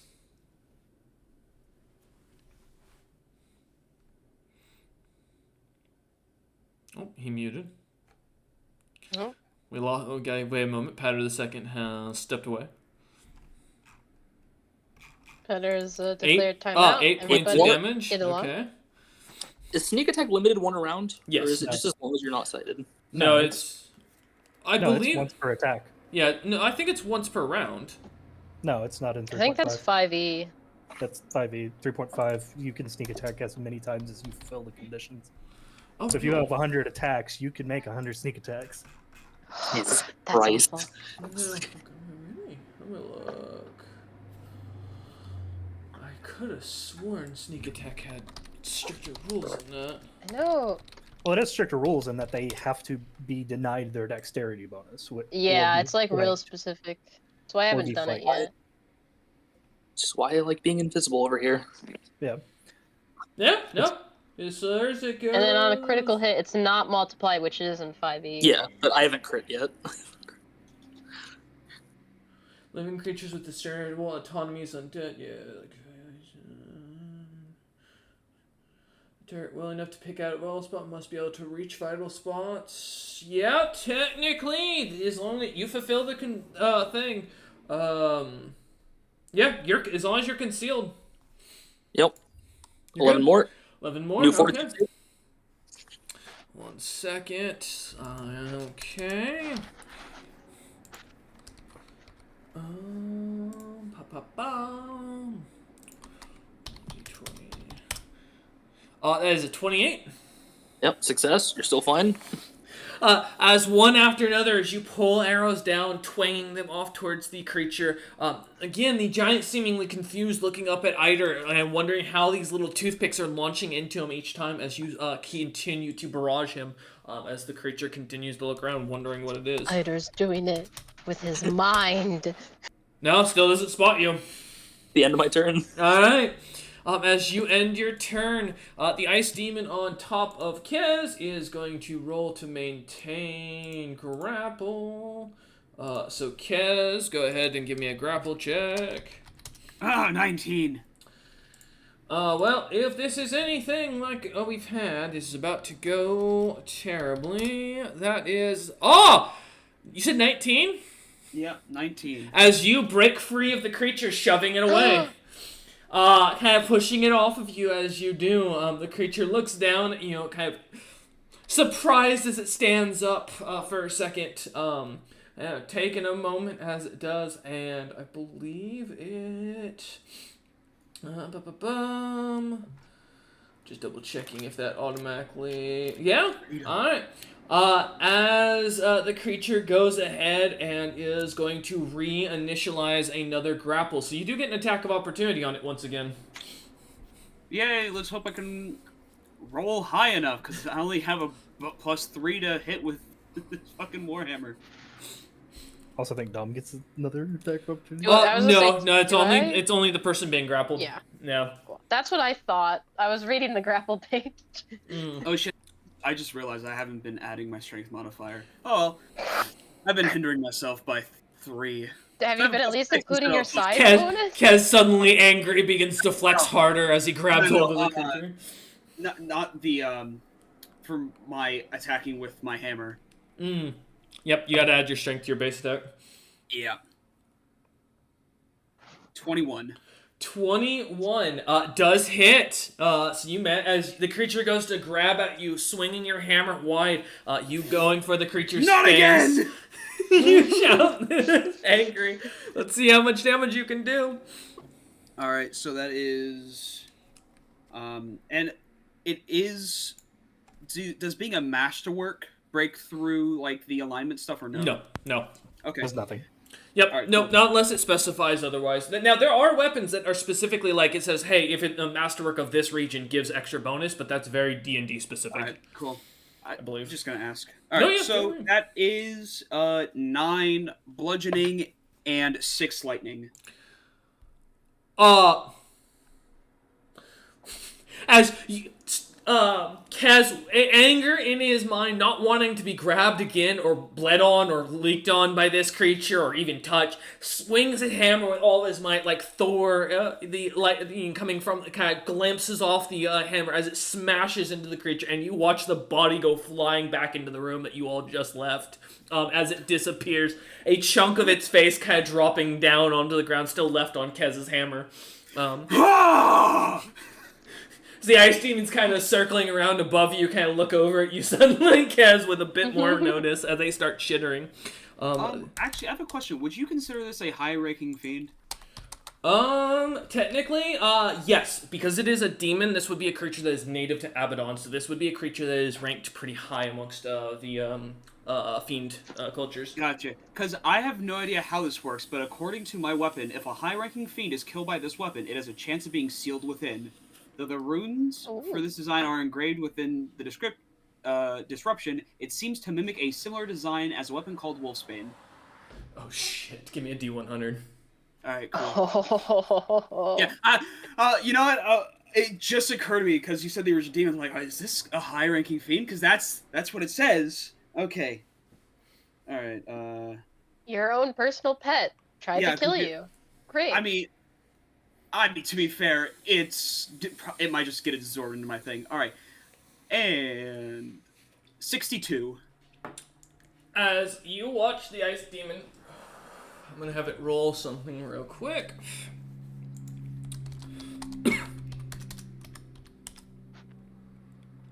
I'm sorry, Kez. Game hates you tonight. You know, it's okay.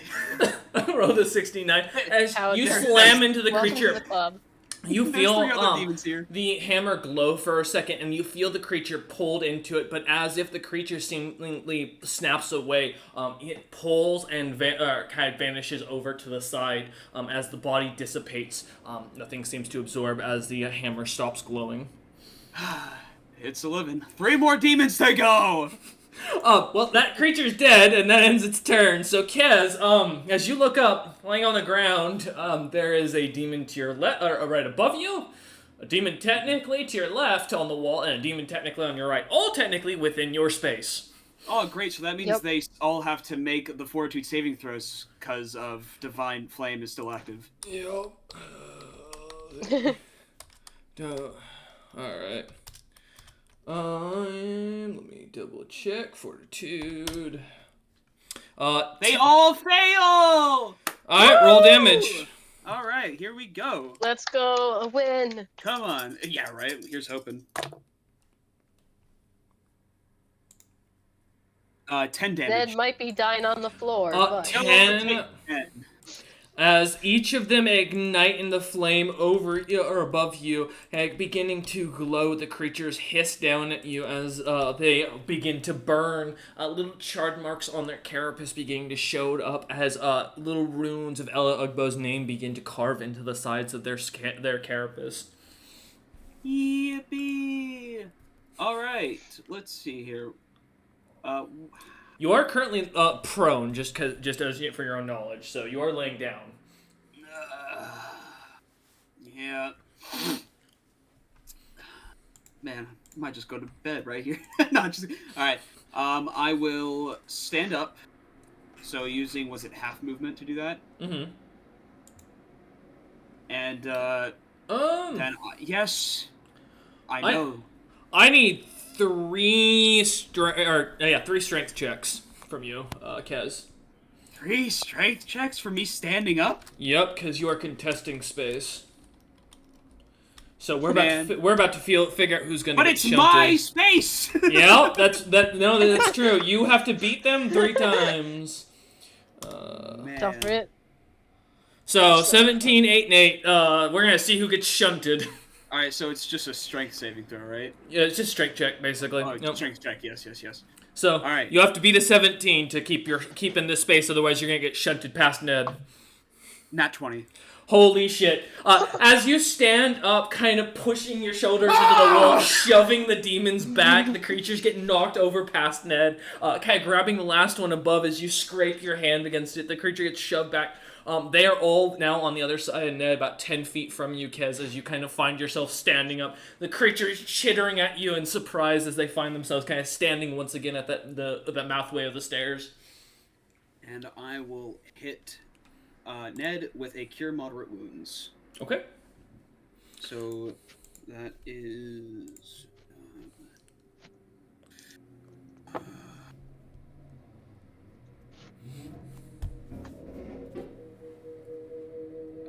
Ned gets 20 health back.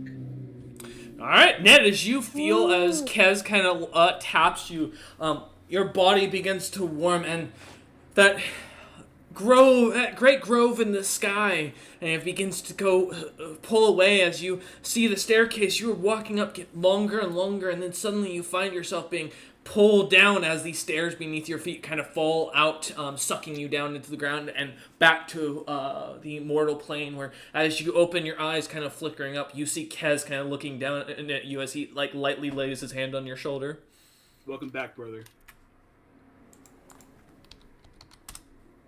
Thanks.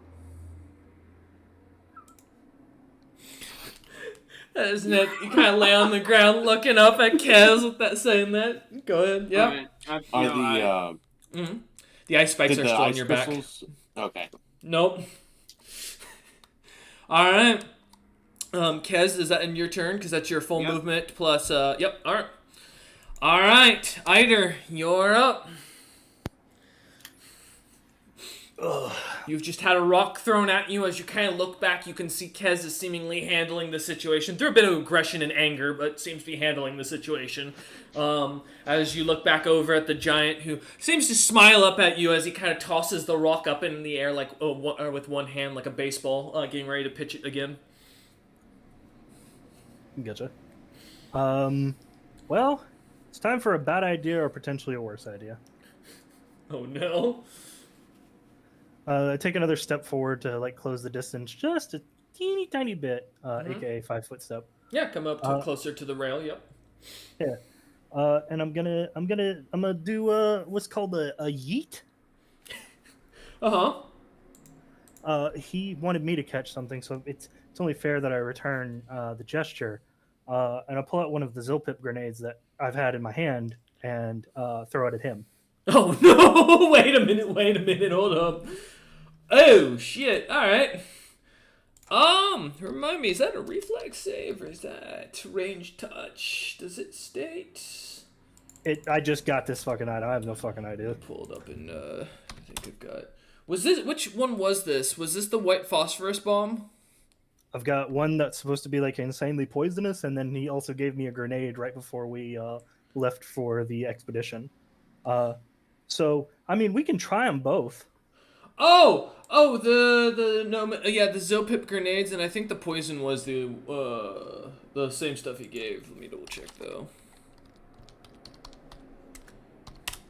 Let me pull up my notes. Un momento. Those would be mini bombs at this point, because otherwise he wouldn't have enough power to make them otherwise. So, give me a second. Oh yeah, it is a throwing attack. So you are doing a ranged, like a ranged touch attack, because you're trying to chuck a grenade at him. I I think this is the one. Right. Well, it still has a radius. Which grenade are you Uh, throwing? Doing the poison one, since I'm so far away, because I figure that one has the easiest time actually How making far are contact. you? Huh? How far away are you? The entire room, which I think is what, 30, 40 feet? 50 feet in Oh total. my god. Well, I'm trying to find, Wolf. What? Send me the notes in the book because I don't remember this one off the top of my head. White phosphorus bombs. Yeah. Okay. I'll search through our PMs. It's going to be a fortitude save, even if he doesn't even get it close. Because they had a spreading radius is the problem. Sorry, we're gonna leave. That's my plan Yeah. immediately. That's, We're going back the other way. Give me a minute. I gotta find the note of this. Because I don't remember. If it makes it easier, I could throw the other one.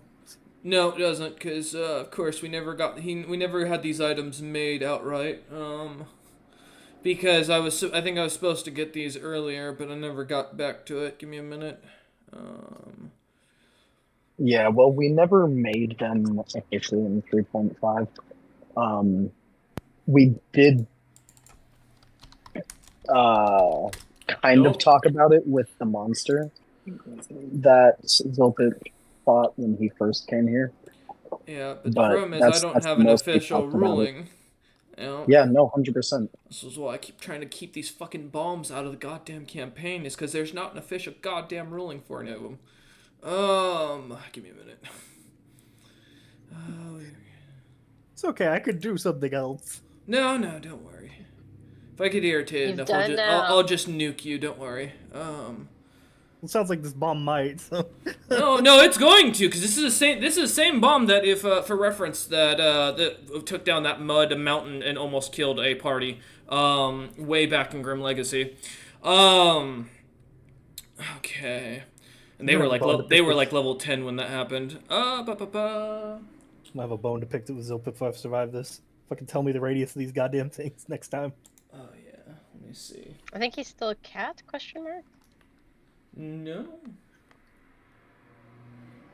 I don't know because of the time fuckery of the Give me a second. campaigns. I apologize, guys. I don't like to do these big stops. I do apologize for that, but I do have to go look up a ruling for this item. Because of course D&D Beyond doesn't have a very simple system on how to look stuff up at all. Because I write my damage downs on this thing, and it's like, oh well, I could list the damage on the page, but that would be too easy. No, you have to go add it to your character sheet so that you can see what it actually does. So give me a minute, as I have to go and do a little bit of extra finagling. Sounds like the perfect time to spark one up. Yep, take your second. For those who are listening in, you got a moment. Yes, Dom, what's up? No, I was just chuckling at Robert's statement. Yep. Let's see if I can add it. You know what, guys? Minus Ned going down, no one's died yet. That's good. Of course, it's not set up to let me run Homebrew because, God for fucking sake, anything be useful set up in this goddamn piece of shit program. Okay. Now, will it let me grab what I'm looking for? I do have a backup concept for Ned, just in case. Oh, you're about to need it, don't worry. Oh, God. Oh, no. Well, okay, so it's, DC is a fortitude and reflex save for the creature, so I'm gonna put a note in this now so you just have this so I don't have to write this later. DC for both is, this, and then the damage, if you fail, is,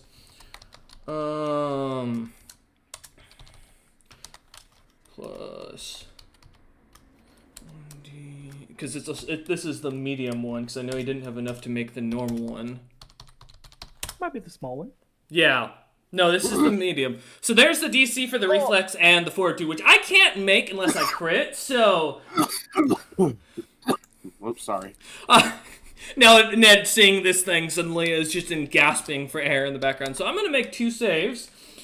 I'm not going to add my modifier, but I have a bad news for all of you. Because this thing does spread at every round 10 feet of radius. And Looks at sadly, my gas mask. it, Guys, think it's your own. I was saying, sadly, this moves, already fills up an AoE of 50 feet. So this entire room, is going to fill really quickly. And that's 2 failures. So yeah, there's, this creature is going to go ahead and roll damage. As you watch, as you chuck the grenade, Eider, and watch as a whitish smoke begins to fill the room, the creature starts to cough. Patter, I also need a reflex and fortitude save from you. No, I did a nat 20. Patter! You got a nat 20? I did that the moment you rolled. I need you to... Oh, you did not? Oh, okay. No. The Okay. moment you said that, I absolutely rolled, and it did not go well. So that is... It looks like... Oh, God. Give me a sec. I'm trying to figure out how it's set up. Okay. So, 14... What's 33 minus 14? Sorry, I can't do math off the top of my head right now. 19. Okay. Yeah, as you watch as the creature kind of begins to cough, immediately kind of sputtering as it does, Patter, you take the same damage as the creature seems to the giant kind of starts to heavily begin coughing, his eyes watering, his nose starting to run. He seems to be trying to say something, but nothing seems to come out. However, he only takes the 19 damage. Patter begins to scream in pain as you hear little screeches and squeaks. Give me a second. Patter, Lord Floof, comes running past the party and gets up to around where Eider is, and you hear him barking defenselessly and growling. As Eider, as you finish throwing this bomb, as it ignites, as it expands out the glass, cracking the smoke, expanding this creature, coughing, you see the stuff beginning to expand out. A white smoke, what you can tell looks to be death, is coming towards you. Right now, about still 20 or so feet from you, 25 feet from you. It seems to be moving quite quick as Patter has disappeared into the smoke. My defense, I couldn't see Patter before that anyway. Nope, I don't have a chance of fucking... As Lord Floof looks up at you, he looks down at the smoke and growls and barks angrily down at the smoke. The creature just kind of sits there or stands there next to you waiting to see what happens. So you still haven't moved, so... just kind of like stand in horror for a second, like realizing, oh shit, I think I killed another Patter. No, I hate that. Fuck. God damn it. I'm never using one of these fucking things again. Jesus. Yeah, it's time to leave this hallway. I quickly, start backpedaling. Oh, can't go in that. I have no idea where Patter is. I would die instantly going into that. No, yeah. As you kind of backpedal to turn around, you see Dom kind of looking back, Kaz standing now up, and Ned kind of still on his, down on the ground, kind of looking up at the party, as well as the ice demons that seem to kind of be slightly behind him. There's not much room for you to retreat as you look back. Well, I'm gonna do my best. I don't know, what's the plan? I'm just gonna kind of walk through ally squares. Yeah. There's not an enemy directly in the way. I will say Ned is on the ground, so you won't be able to walk into his square currently, but Kez and Dom are technically tall enough that you can walk between their legs, yeah. Might theoretically be like difficult terrain. I just can't stop in the same square as him. Correct. So what's your plan? I'm going to put myself in between Ned and the ice demons, hopefully. We got 40 feet of movement between the magic and the red Calorium boots. Okay. As you push forward, give me... are you going to charge, I assume? Or are you... Because the creature's going to be right in that square, so you're going to have to push it out of the way. So that's either you're going to do a contested... Ned. Huh? Good. Wouldn't it 10 feet past Ned? No, the creature only got pushed to right in front. Yeah, Kez. yeah. So it's Ned is in between Kez and the creature. So there isn't a square basically available. You'll have to either do a contested strength check against the creature to shove it away, or you'll have to basically move past it, giving it an opportunity. Well, technically, you wouldn't give it an opportunity attack if you just circle around it. I don't think I can in a hallway. No, well, they're standing at the mouth of the room you guys were at. That's right above you. Gotcha. Are they in like a configuration which could be considered a line of some kind? Yeah, they're like almost as the image was before. Almost, they are still back to standing at the mouth, one on either side of the doorway of the stairwell, and then one in the center. Okay. Time to burn a dragon scale, I guess. Oh no! Wait, what? Yep. Oh, I like reach past Dom and let her rip. okay. Is it reflex? Yep. Okay. Ned and Kez, I need reflex saves. Well, I'm firing. If Ned's prone, then it would be above him, right? Okay, so either you're gonna be shooting into the ass of Kez, which Ned being prone wouldn't hit, or you're basically hitting Ned as well. So you got to choose Kez or Ned in this situation. That's gonna have to make the reflex save as well. And this fire breath. I choose Kez because it's all fire damage if I'm using the scale. So. All right, Kez. Give me a damage. reflex, please. Damn, it's all fire damage. You still got to roll. Sorry, I stepped away. You said it was just all fire damage? Yeah, you still have to make a reflex though. Heard.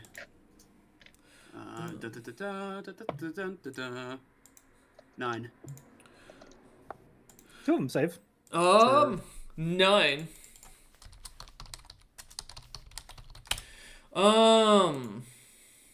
Alright, sorry, I was reading a message. 74 points of damage, so that's halved, for... Two of them, but time and a half again, because fire. Okay, so... Alright, as you watch the creatures kind of ignite, each of them, emblazon and burn as they do, vanishing completely. The creatures seem to screech out as they kind of ignite, almost as turning into a smoke as the fire erupts around them. Kez, as you what did you get for your save, Kez? 9, but I'm immune to fire. Oh, you're immune to fire. Yeah, as you manage to kind of, Kez, not even noticing the fire as it ignites underneath you, your armor kind of glowing as it does. You watch as fire spews from between your legs, catching these creatures aflame as they dissipate into a black smoke, leaving nothing but ash behind. All right. Eider, does that end your turn? Yep. All right. Chastiacus, you're finally up, my man. We're back. Chastiacles. Chastiacles, sorry. Yeah, sorry, I didn't change my name in the thing, so. Sweet. As you look about and kind of standing back in the room the party was in, here, do you need a quick reference back to the map? Here, I'll quickly link back to it. One moment. At the very top, there we go. Here, yeah. If I can find my reply button. There. As you find yourself... Oh, go ahead. Sorry. Oh, I just said much obliged. Yep. As you find yourself up in the top left room, still kind of stealthed away, hidden as your entire body seems camouflaged, having returned back, coming through here, completely almost invisible as you had. The party seemed to almost not notice you as you kind of observed them kind of head further into the tomb, vanishing around a corner. Some combat was occurring, but nothing kind of catching your attention as you were looking around for what your master had instructed you to search for. As you look around, finding the runes that you were interested in, kind of taking a quick mental note, literally, you turn and can hear the combat off to the left down the stairs, and can see the fire suddenly igniting in that top left room with the 3 pillars, where these ice demons seem to were forming a T shape, kind of blocking the stairway going further down, or further towards the entrance of the tomb, and down to the left. As you look on, the creatures vanish into flame, leaving nothing but what you can kind of notice of looks like Ned's foot sticking out of the stairway. What would you like to do?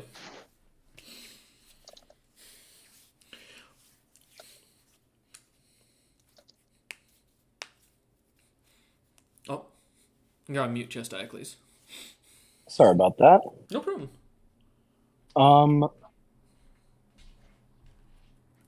Okay.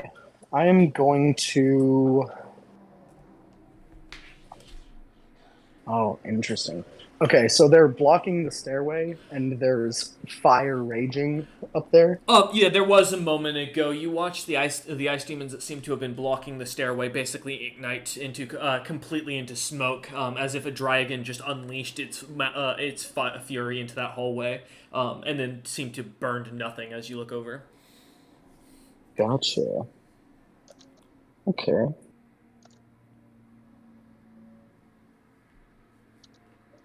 Yeah, I'm gonna head up there with movement and get up on one of the fucking ice demons. The ice demons.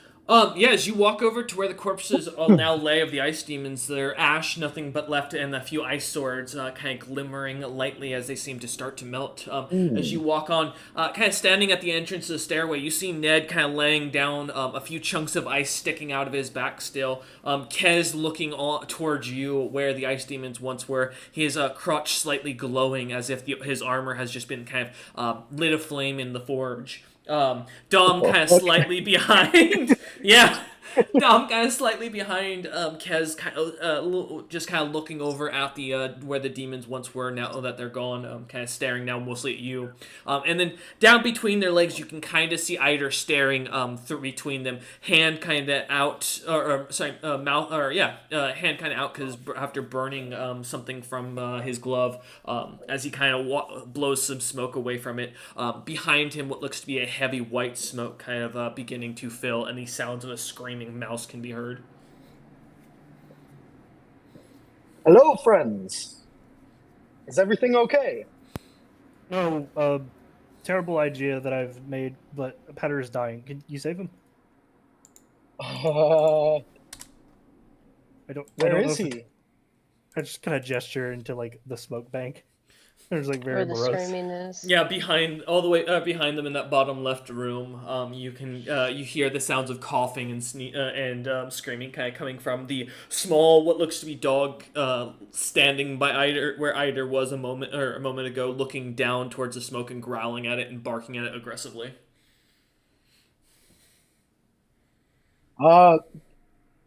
Sure. I will go save your friend. Yeah, I run into the smoke. I will say, you'll have to run through Dom, Eider, Ned, and Kez. Oh, then I can't run through the smoke.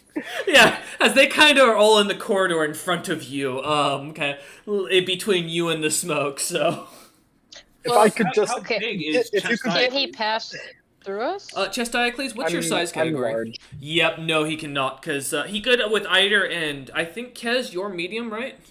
I'm large. No, you're large, then no. Yeah, no, he could not. The only person he could pass by would be Eider in this situation. Two larges cannot even fit if we this. let it? Not in this, the hallway's too narrow He's for large. the size, yeah. Okay. I can't quite get past. Maybe if you back up into the smoke and then I'll go into the smoke, or Patter screams maybe a death wail I'll in the back background. down the yeah, or maybe I'll go back down the stairs and then you guys go down the stairs and then I'll go back up the stairs. How urgent are they? Dying quickly? Sounds like it.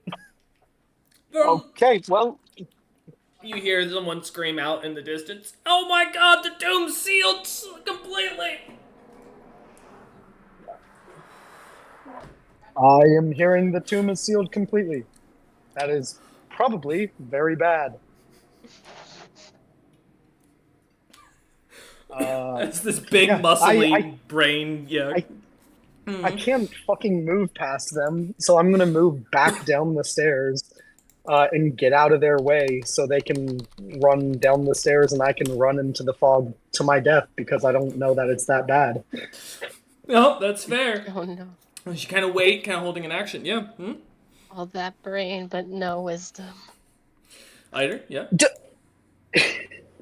It's not like the point. Like I mean, like poison life experience, like cloud life experience shouldn't wisdom. He doesn't do know. He's just almost- a little guy. a poison cloud wouldn't do shit to fucking Chastiacles.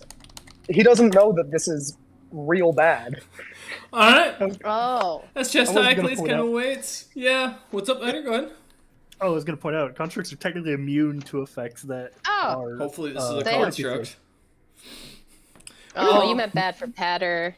Yeah. All right, Chastiacles, as you hold your turn, kind of waiting for them to get out of the way so you can charge through in any way that they Yeah. want to do it. You just kind of hold your action. All right. Ned, I'm sorry.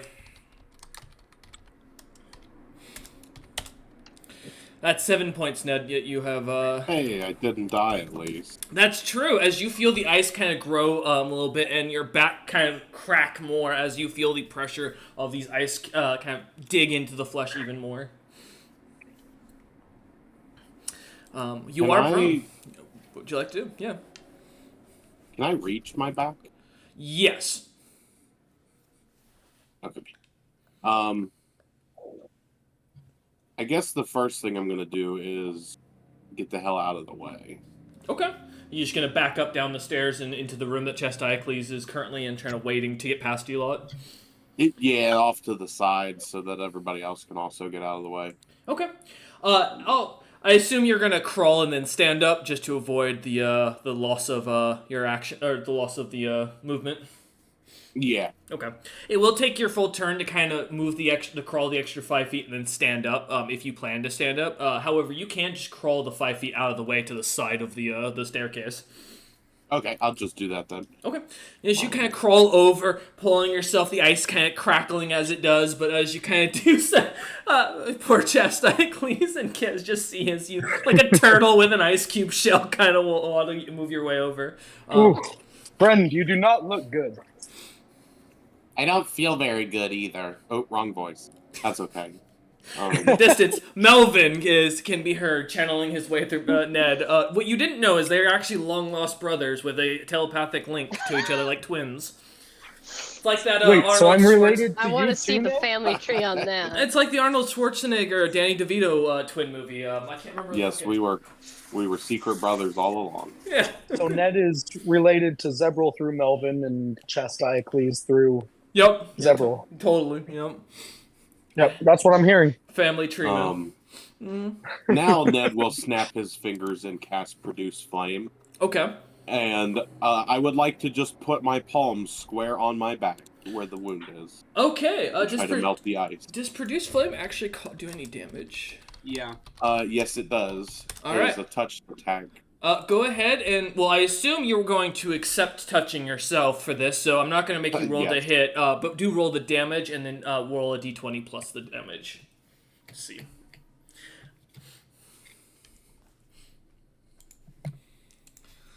So 9, so a 9 damage. d20 plus 9.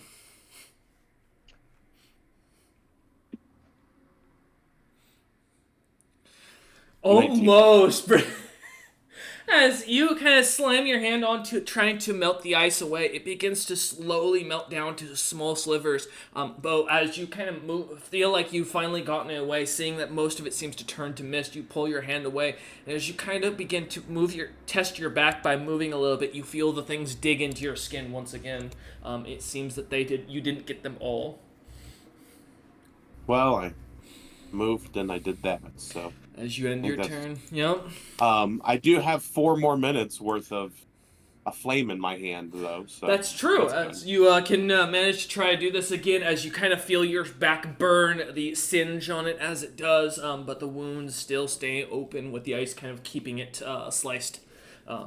As you pull your hand away, still feeling the twitch in your back. This ice really hurts. Ned says this out loud, kind of looking over towards the stairway into the party. All right. I'm trying, Ned. As that ends Ned's turn, Dom. I'm sorry, Dom. You take 13 points of cold damage. Even though I succeeded my fortitude save? Oh, yeah, sorry, halved. 6 points of cold damage. Still not great, but I'll take it. Yes. Dom's not looking too hot either. As you feel the ice kind of grow larger, the chunks kind of expanding as Eider kind of sees your back as these yours is on your chest. As the wounds on your chest kind of begin to grow larger ice cubes that you can kind of see as you look down. And this is not a poison. This is just a curse. This is just a thing. Correct. This is not... Well, if you want, you can try a heal check to see if you can try and tear the things out. Well, I had another idea in mind, but I don't think it would work. Okay. Well. First things first, I believe it would count as a free item action, but correct me if I'm wrong. Dom is seeing what has been unleashed by Eider just past him in the room. Is going to don on the gas mask Zilpip made him, which I believe should make me hopefully immune to gas-borne poisons, or at least protect me. You are now officially, you are immune to the poison. However, the fire effect is still something that it comes into contact with skin. Yes, the fire effect is still an issue, but at least I can't breathe it in. So Dom immediately sees that, and like swift, like as a monk, he has it on the ready. Yeah, use an action to put the mask on, kind of strapping it to your face. The rest of you all see as this almost medieval gas mask of heavy wool doused in some sort of like thick some liquid that you can kind of smell lightly coming off the mask, with almost a round almost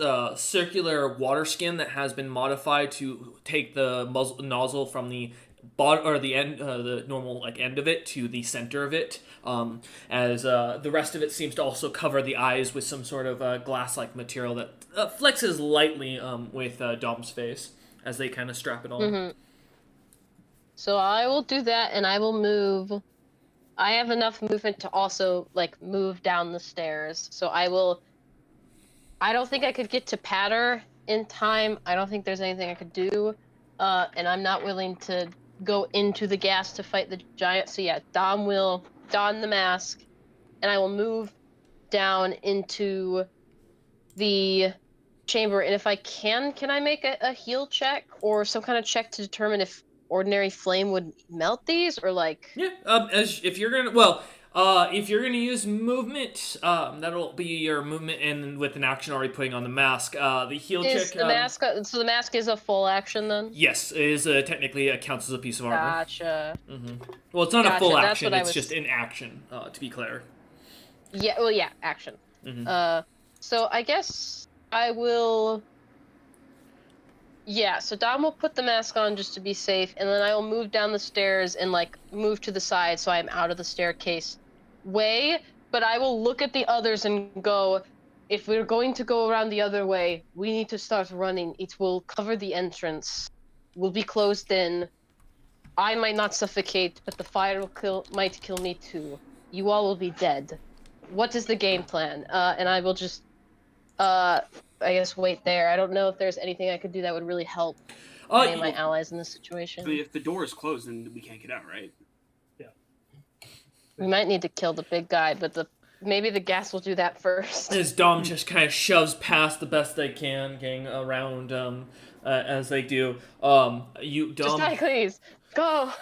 Yeah, now Dom, to make clear, so you're stepping backwards towards Eider, back into the room where the gas is and off to the side on the upper floor. No, you're gonna try. No, you're gonna push past.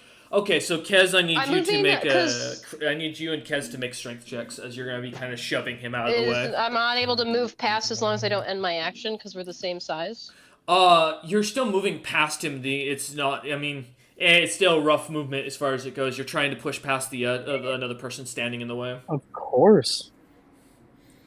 I don't know. I guess argument. Yeah, no Well, I argument knock. being fair. No argument being fair. You could stand to the side. So yeah, no, that's fair. I'll give it to you that I you just could don't move want to past. knock Kez prone. If I can't move past it, I'll just stay where I am and make that heal check. If I am able to move past without knocking Kez, Yeah, I'll say. do it. So just let me know what's possible. Yeah, I'd say you can push past him. That's fine.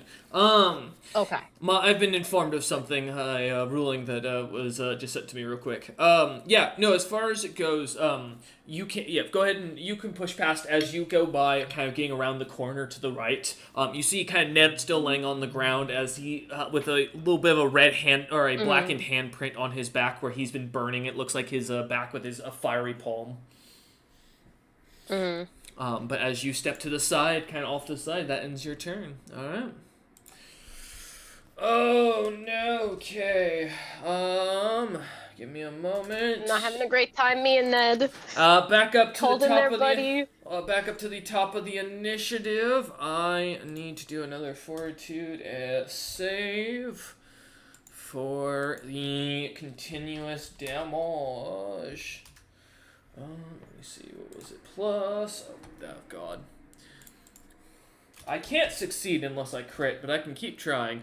Oh fuck, I thought I crit. God damn it, no!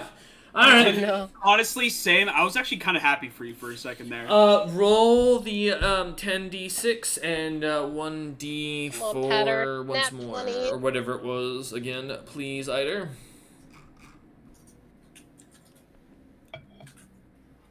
You got wrong. put 2 L's for roll.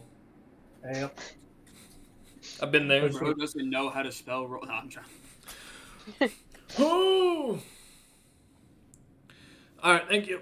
As the creature is, basically begins to cough, you hear it as, the heavy footsteps as the creature seems to dissipate, kind of going away.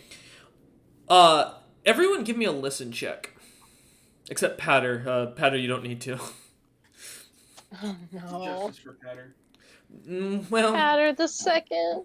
Nat 20 for a 27. good, okay. Oh. 16 That for is Eider. a 26 for me. 26. And that good. one for an 8.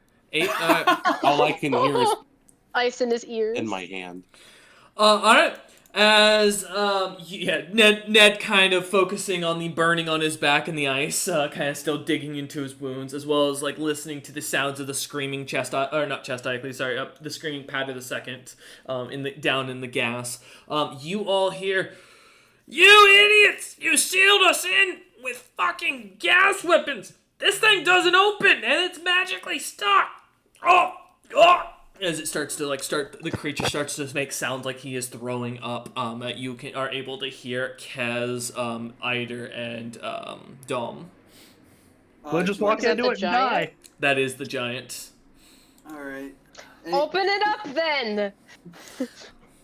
He is going. That ends his turn for the movement. As the next person in line is up, Patter. All you hear is the sounds of the screaming Patter down below suddenly go eerily silent. And Lord Floof looks up at you, Eider, barks, and jumps down below into the gas, vanishing. No. Before you hear a quiet yelp. And then the sounds of what sounds like coughing for a moment before it goes silent. No. Kez, you are up. Standing still in this hallway, Okay.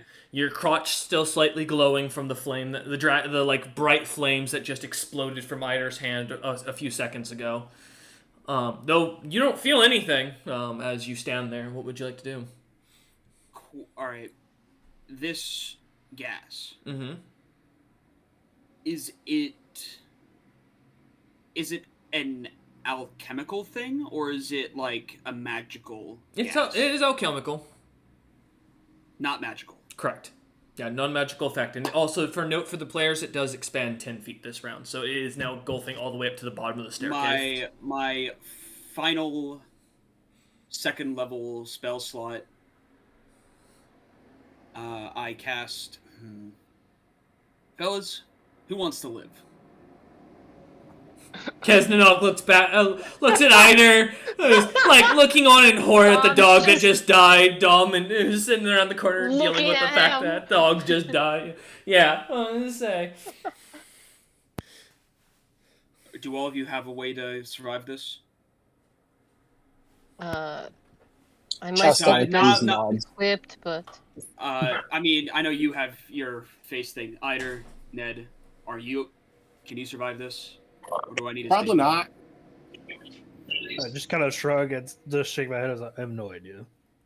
Eider, my friend, do you need evac?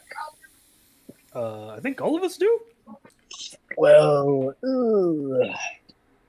you're the only one who is my master's friend. If I could give your if I could trade favors with Lord Z for my friends' lives as well, I could make him the most dapper of hats.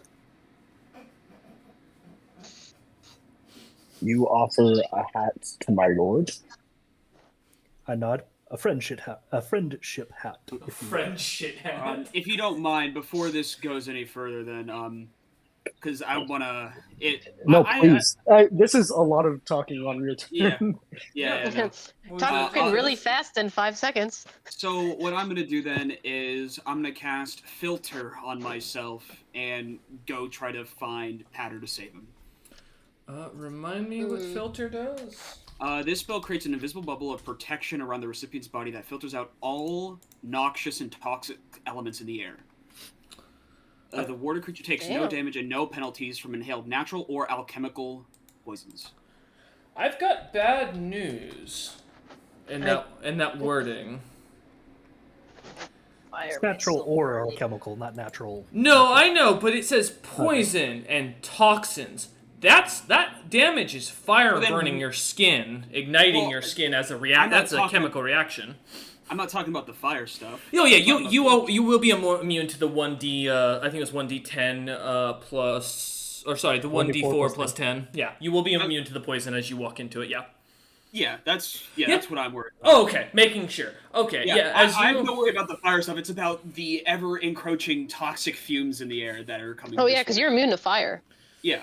As the as the toxins kind of expand out, as you cast the spell around you, a light film kind of almost envelops around you as it glows. The mother purify my breath, and then I'll go in to go try to find Patter. Okay. What's your movement speed? 40. Okay. As you make it down the stairs, or kind of out of the hallway, up down these stairs of that bottom left room, looking in, you can feel as the gas begins to kind of envelop around your feet. The light singes on your skin. I have bad news for you. Zilpip's an asshole. This goes through fire resistance. So now. What's immunity? Oh, you have immunity. Okay, never mind. All right, perfect. I was about to say, because this was designed specifically to screw with dragons that were like fire immune. Because this was one of Zilpip's things with the golden dragons. Remember, right? And the flamethrower that he made way back when did go through immunity, but that was That was a different weapon. As you this. Yeah. Oh, yeah. Perfect. As you step into it, the smoke kind of enveloping your feet, you do not feel the burning, but you only manage to get to the bottom of the staircase as you look around. Give me a search check to see if you can spot or see Patter. Upside is he's not stealthing anymore. Mm-hmm. That is true. That is a 16. You do spot in the middle of the room the mouse folk body kind of laying there completely unconscious, eyes kind of red as they look up in shock, hands kind of around his throat, a weird like white foam like liquid kind of looks like it's bubbled out of his mouth as he lays there not moving. Well, if I cast a spell and I moved. Yep, that's the end of your turn.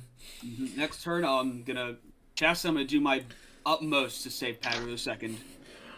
No man left behind. All right, we'll see what you can pull off here. Eider, you're up. as you kind of stand still at the end of the hallway, having just seen had Kez kind of pass by you heading down below into the room. You kind of stand at the top of it, seeing now that Chasticles has a clear path besides you. What would you like to do? I continue the negotiations with Chasticles to hopefully like evac us. I also like walk up to Ned as I do so because it's not, the most involved thing in the world, and start trying to like blow fire into his back to hopefully help him out with the icicles. Yeah, give me a damage onto Ned. Let's see. And a D20 plus that for whatever spell you're using. 6. All right, so D20 plus 6 for the fire damage as you walk back into the 3-pillar room and kind of lightly tap Ned onto the back. As you do, Ned, you feel the burning once again on your back as it seems to envelop that light fire kind of right onto the same spot. And as it singes and burns, you kind of begin to move your back again. You still feel the icicles within there as the wound doesn't seem to at all change. But go ahead, Ider. Sorry. I return back with the a friendship hat. I know that the Lord Z is very fond of dapperness.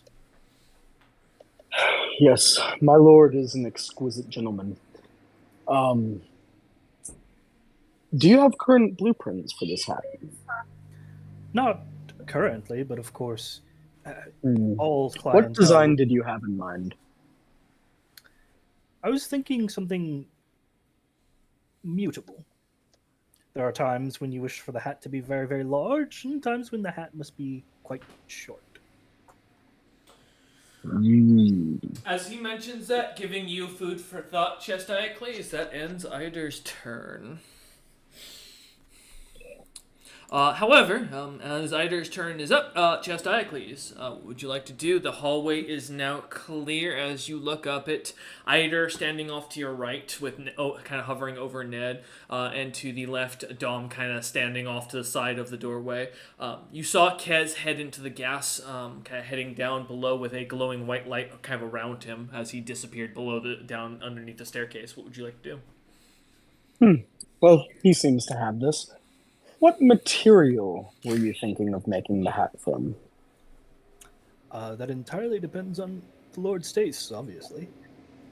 That is a good but non-specific answer. I will confer with my lord. As I slowly walk at about the speed of the spreading fog to continue a kind of like lazy walk and talk with Ider as faster than the fog is spreading, but not by much, just kind of walking. Okay. Yeah, as you're gonna head up, I was gonna say, wait, you're gonna walk as fast as, so you're only gonna move 10 feet forward? Yeah. Okay.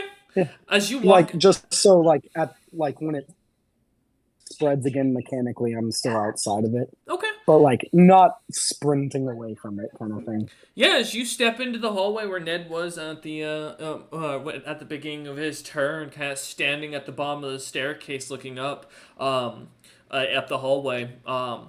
You kind of look back, kind of continuing your conversation with Ider as you do. All right. Yeah. Yes? I don't know. Maybe, would you make a hat for each life that my lord saves? That is agreeable. If they wanted a couple of different styles. With exception of the forest giant, right? Oh, yes, with the exception of the forest giant. Oh, good clarification. Yeah, fuck that guy. He might have been brought as well. Okay, I will communicate with my lord. I got you, buddy. I got you. As that ends Chasticles' turn. Alright. Jumping down to the next person in line as Chasticles comes to a stop at where he was standing. Ned, we jump over to you. I'm sorry, Ned. That's 12 points of cold damage, Ned. I'm still up. As you feel the Yeah. prickling of ice into the wound on your back, the fire kind of burns skin around it, seemingly kind of almost feeling worse as it seems to be quickly cooled as you continue laying on the ground. Ned's green skin has never looked paler. I will just put that he very clearly is hanging on by a thread. And by the thread, I mean 1 hit point. Yep. Damn. One single mossy hit point. And I will bear crawl my ass towards the room on the right, like so I Okay. can get away from where the fog's gonna spread. Yeah. You going to the central room altogether? Yeah, I think that Okay. looked like the best option Yeah. of direction. Yeah, as you follow over, avoiding the black tentacle traps that Patter the Second had pointed out last session, as well as the call of lightning traps that he had pointed out last session. As you make your way, it's about 40 feet to get all the way from where you're at to the bottom of the staircase into the central room. If you're gonna crawl that. So. Yeah, basically want to get to the little entranceway right before the big wide area. Oh, okay. Okay, the small entranceway. Top of Got the you. stairs. Okay, so only Yeah, moving still about not 30 too far feet. away from Okay. everybody else. Okay.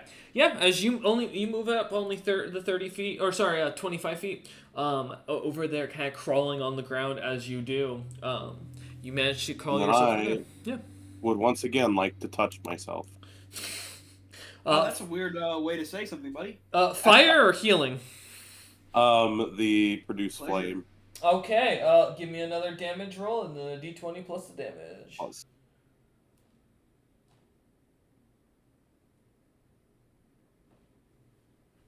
Oh, Ouch. All right. So 6. Now 20 plus 6. did not help me. No, as you lightly try to singe it, as you try to lightly singe the ice, trying to find where they're at specifically, you manage to poke parts of the wound that seems to burn and char. It just causes more pain as you do. But as you kind of pull your hand away, the flame kind of catching a little bit onto the toga. You guys would notice Ned start to panic and slam his back up against the wall. But that's my turn. All right. As you end your turn, Dome, you are Yes. up. 1 sec. Let me roll the 3d6. You take 2 points of cold damage. The horrors. I know, right? Ned's over here like nearly dying every round. I mean, you're sitting I'm over not great comfortable. off, but I'm not as bad as Ned, that's for sure. I think, yeah, Dom takes that damage. I'm going to attempt to make that heal check to see if I can't, if not remove the ice spikes, figure out, like, what they are. Because I have a vial of antitoxin, but I don't know if these count as a poison. So, where's my heal bonus? Okay. That is a non-natural 20. Okay. And that, sorry, for the heal, Yeah, for the heal check on my icy spikes. as you kind of look down at your chest wound, you start grabbing the little chunks of ice cubes out, and as you pull them out, you manage to remove them completely.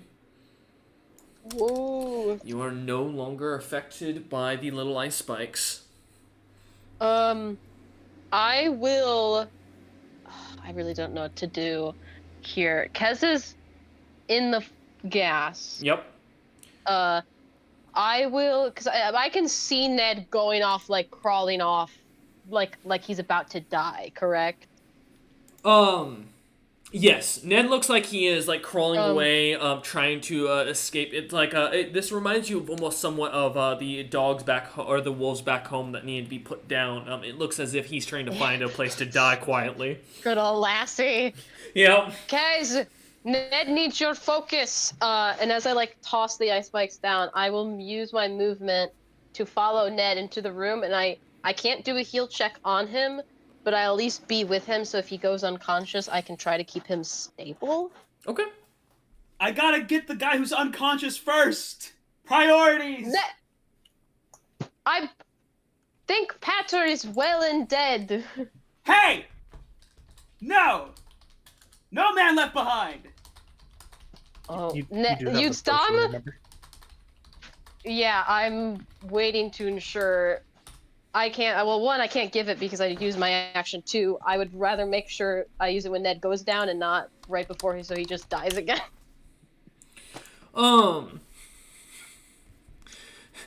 But yeah, Dom, that's a good point. So I guess Dom still is calling for Kez because Dom thinks Kez is just gonna die. But Dom is making his way towards Ned, and if Ned goes down, I do have the potion. So don't worry, Robert. I got you, bro. Ice buddies. Alright. So, one sec. There we go. I just got told some unfortunate news about Patter's death saves, and I was not good things. Yeah, I miss Patter, but I do not hold faith. I'm afraid. As you kind of look over with Ned kind of standing next to him, preparing to be there, looking about, making sure no creatures will try to opportunely eat him while he's unconscious, and kind of guarding him in case anything else pops up from the darkness. As you know, there are ghosts around here, and at death's door, Ned could be easily possessed. Alright. As you end your turn, Dom, the ogre is up. So ogre, giant. Ignore me. There we go. Sorry, someone messaged me a question about an ogre real quick for Monday, and I was like, okay, wait. Let's see. He is going to do his thing. As the giant kind of coughing back, you hear the distant coughing and then the sounds of more hacking, and then it goes quiet. As the creature seems to, from what you can tell, seems to have passed on, though it's hard to tell as you don't hear any sounds of dropping or sounds of strife. It just goes quiet from immediate heavy coughing. As the creature ends its turn, Patter makes his death save. And I was told he got a nat 1, which on his thing, Patter is dead. No! As Patter takes 2 damage from the gas and breathes his last. As you stand there, Kez, looking over, you see as the body seems to, for a moment, the eyes look to open for a second, and you see recognition as the Patter seems to look up and look at you, and then looks over at at the dead Lord Floof, who's lying about 10 feet from him, and a look of horror and sadness overtakes him before his body goes limp and his eyes close. As Patter passes on, ending his turn. Kez, you're up. I'm going to ping on something real quick to Patter the second.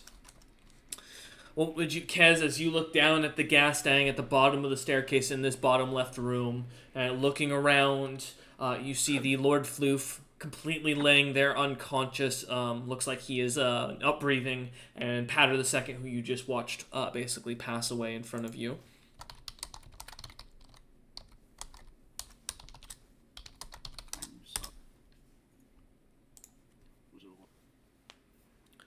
Kez, you'll have to speak up. Sorry, your mic didn't catch it. I'm sorry, little one. If only I'd got you in time to pass lesser vigor. Oh no! Alright, I will leave the I'm gonna take his. That's a great idea. He's gonna get a proper burial, this one. Oh no. Kez? Yeah. Give me a wisdom save real quick, or wisdom check real quick. Okay. As you sense a sudden surge of divine magic expand out vastly around Patter II's corpse. Oh, this might not be healthy for me. 22. As you see the mark of a being called Shawl appear, and recognizing the name from your time in Abaddon of that giant spidery beast that ran the city, you watch as Patter's eternal soul is grasped from its body and torn down to the into the underbelly of life or death itself, as the soul is taken away.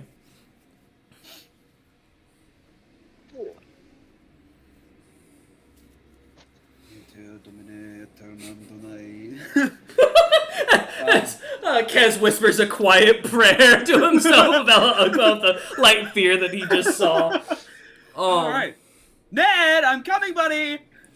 I will mention, Kez, to your note, the dog it does look to still be on death saving throws for your own note. Huh. When Kez yells that, I look at Dom. The great tree is coming for me. All right, as I'm moving back towards the guy, pick up the trees dog. famously do not move. Dom doesn't understand the sadness in this moment. Kez, you said you're gonna do what now? Go ahead. As I'm going over towards Ned, can I pick up the dog to come with? Yeah, as you grab the small dog, kind of scooping up in your hands as you do, you feel a light, very faint breathing as the creature seems to be on its last leg, as you start to walk up the stairs once again. You will get to the top of the staircase, but that'll take the rest of your movement, I believe, because you only have 40 feet of movement, right? Yes, I do. Yeah. So with getting to the dog and then getting back up, you'd get to the top of the staircase in that room, kind of seeing the overhang looking down as the gas begins to expand as the dog stays in your hand. Gotcha. So, and picking up the dog and, of course, moving, that's that, yeah? That's 2 actions, yep. All right. The good news is the dog has succeeded 1 death save so far, so he's only on 1 loss, 1 success. Hey, I don't fucking care. Their lives are at stake. Eider, you are up, man. What would you like to do? Well, I'm sick of this shit, so we're gonna attempt to do something real fast, and if it fails, then cool, it succeeds. Do one of my invocations, eat the spell, and gonna attempt to do the last thing for Ned to fucking not die.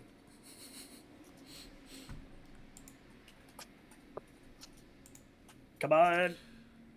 Oh! As you walk over to Ned and kind of ignite his back with the last of your flames in your hand, basically blazing through it, Ned, your back feels like it's just been shot with a ray of sunlight as you feel the burn and can smell the cooking of meat as your back begins to singe, but the icicles begin to melt, and as Eider finishes up, as you kind of move about, you feel the ice is no longer there. The wound seems to kind of lightly begin to scab over and not close, but seems to stop bleeding actively. I was gonna give a heavy sigh of relief. That's my entire action to do all that. As you step forward and kind of do that. Alright, as Ned kind of looks up at you, just a blank stare on his face of surprise. Alright. I yell back, Ned's stable. As you shout that down. He's at 1 HP. Kez hearing this. Well, he's not immediately going to die. Alright. As you end your turn, Eider shouting this back towards the hallway towards where Kez is. Chestiacles, you are up as you stand 10 feet into the hall, or just in the hallway, kind of looking up towards the staircase. What would you like to do? Eider, my master has a counteroffer for you. All right. He wishes me to tell you that while he is your friend, he is no chump and needs to be compensated more for his investment in your and your party mate's survival. If you wish to be brought from this place safely by my lord, he does charge the price of one of you joining his hive, our family, as well as one legendary item per life that he saves.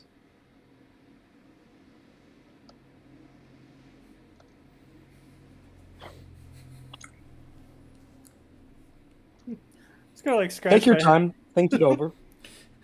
I'll continue my walk away from the spreading gas as I'm kind of saying this to him. Okay. Away or towards it?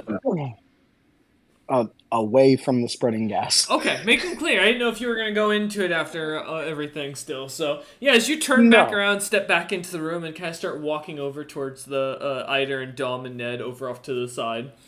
Kind of as they stand at the entrance to the hallway going into the center room. Okay. Yeah.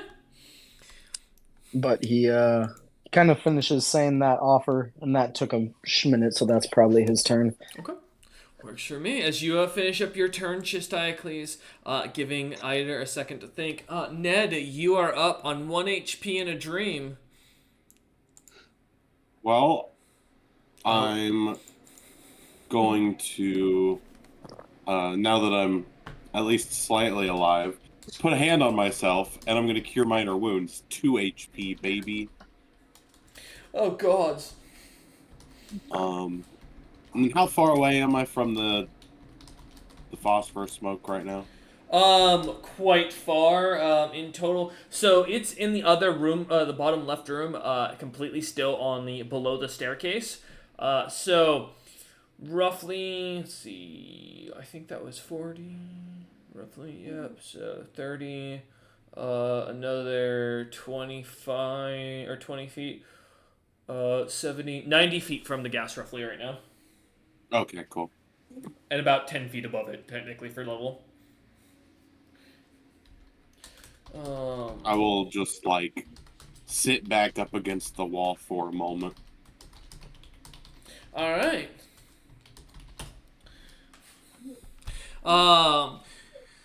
As you kind of lean up against the wall, feeling the coldness of the tomb on your, kind of, as you touch your back to it, That ain't cold compared to what I just dealt with. It's true. And leaning back as you do, no worries. Yes, 1 sec. As you end your turn, Ned, Dom, you are up. Yes. Am I hearing this conversation as they're having it? Yeah, they're kind of standing off to the side of you, so Perfect. yeah. Not exactly. I imagine Chistiacles Dom? isn't saying this in his head, so. Yeah. Dom is still, like, next to Ned, but has noticed that Ned has stabilized himself, isn't immediately on death's door. So I'm going to turn my attention to Chistiacles, and Dom will speak. If you can get this belt off of me, because I can't. This is an incredibly powerful item, the power of which can only grow with time if unlocked. And I'll gesture to the belt, which, if I recall, is a legendary item. And though we could not offer you one of us to the hive mind, the forest giant would be fair game, and the mouse has 1,000 soul coins on his person. If that is not some kind of suffice payment to your lord, I'm not sure there's anything we could offer that would be. And I'll roll diplomacy if needed. Yeah, please do. Let's see how well received this is to Lord Z as he has been declared. And you could still have the fucking hats. You could still have the hats. So many hats. It's Emperor Zurg! Lord Z may have as many hats as he wishes. I think he already knows that. I don't think he needs. We don't need you to redefine that. No, fucking way. No fucking way I nat 20. Finally, Nice. 26 Yeah, total. as you Oh. kind of explain this to Chastiocles, talking to him, it comes out clearly and as a show of goodwill to the best that they can. Chastiocles, to your knowledge, everything that Domnander just offered, the coins, all that seems to be accurate that the individual had to their knowledge. I will communicate this. I'm sure he's watching currently, but I will communicate it to my lord. I will be with you momentarily. All right. Take your time. And then Dom will crouch down to Ned and just be. I think Dom hesitates to use the potion, not knowing what it does in character. Obviously, out of character, I'm aware of what it does. So I'll make. I don't think I could really do a heal check to heal him, but Dom is like attempting to help, like clean his back, stabilize him. You can make a heal check, 100%.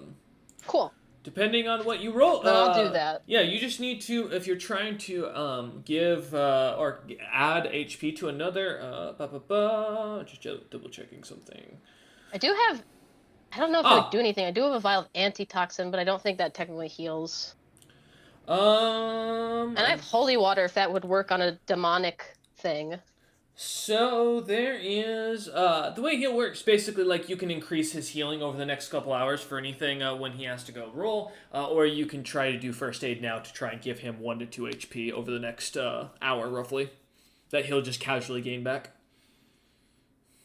I mean, is there like a console? If I roll bad, does he take damage? If you roll a nat 1, yes, he can take damage. If you don't roll a nat Okay. 1, you just fail the check. And depending on If what he you takes roll, damage- he'll gain more bonuses or not.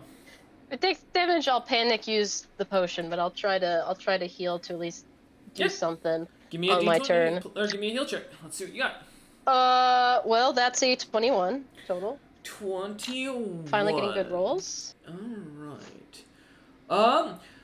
Alright, Ned, as you feel, kind of Kez, like, lightly tap your back, beginning to try and, like, warm your muscles back up around the wound as best they can. Domcat just seems to be doing anything to recover the icicle damage. You feel, it's not comfortable, but you feel as you you regain 1 HP as Dom seems to manage to help kind of close some wounds off, and get the wounds to warm back up. I'm not the best at this, but I've had close calls in the wilderness. I will make sure you do not get an infection, my friend.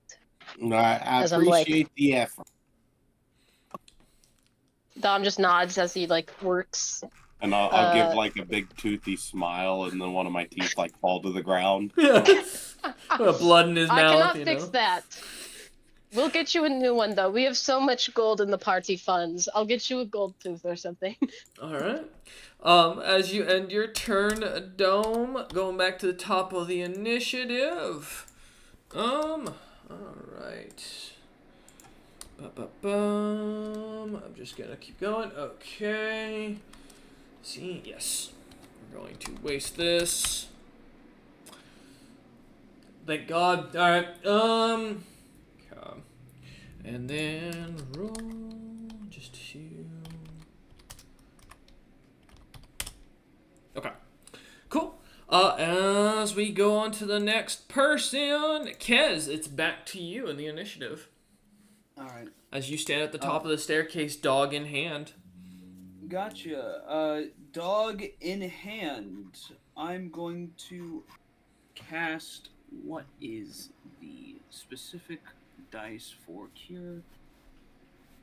Yes, cure light wounds on the dog. Okay. Lord Floof. Yep, Lord Floof. Alright, let's see. It is 1, 8 plus 14 health to Lord Floof. Okay. As you heal him, kind of looking down at the gas, you see how that the gas has finally reached the top of the staircase, kind of surrounding your feet. But thankfully, it hasn't risen high enough to hit your hands. As Lord Floof coughs and sputters and looks up at you and like barks and whines as he looks down towards the smoke. As I'm moving further away from the smoke to, put a little more distance. I'm sorry, Pop. Your master is no more.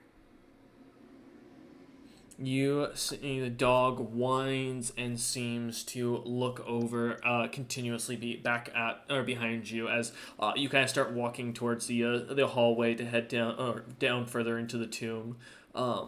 He seems to climb up onto your shoulder and look back and just sits there as he watches on into the smoke. All right, as I get to the rest of the group. Mm-hmm. All right, guys. What's the plan? As Kez comes to a stop at the bottom of the hallway, looking over towards you guys on the right of him. I just look at Diocles. Negotiating. If that fails, then I'm gonna try and rip open that fucking dimension again. We're gonna hide out there until this goes away. Well, my lord has gotten back to me. The belt is an intriguing offer. I know nothing of what it can do, but upon arrival, if inspected and deemed up to worth, it can definitely count as a legendary item for the purposes of his tally.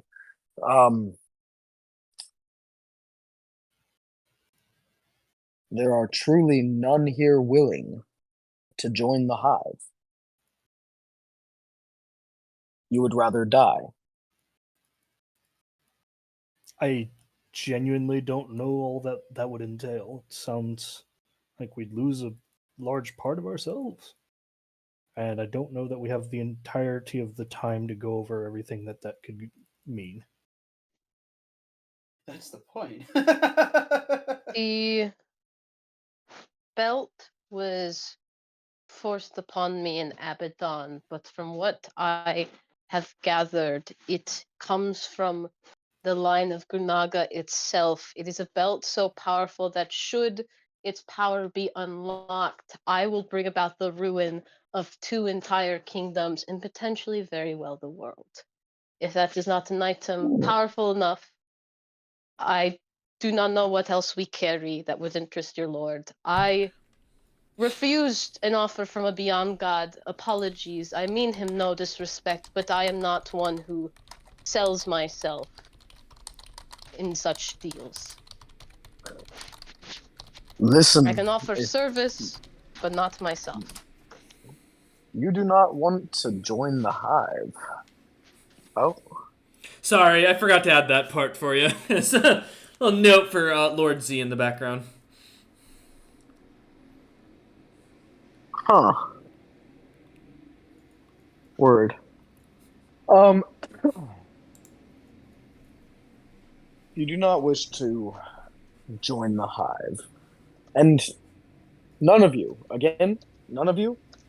he kind of looks around at the group. I already belong to somebody else. In the distance, Zilpip smiles happily. Sorry. Had to do it. That's fucked. That's so fucked.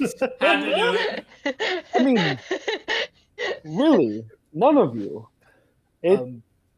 It's not ownership, it's family. I don't think you'd want me to join the hive. I think you are one of the only people he wants to join the hive. But what of the curses? Won't that immediately backfire? Well, it sure could. I'm trying to be a not selfish friend. I understand. If we join, the mark would pass to your entire family.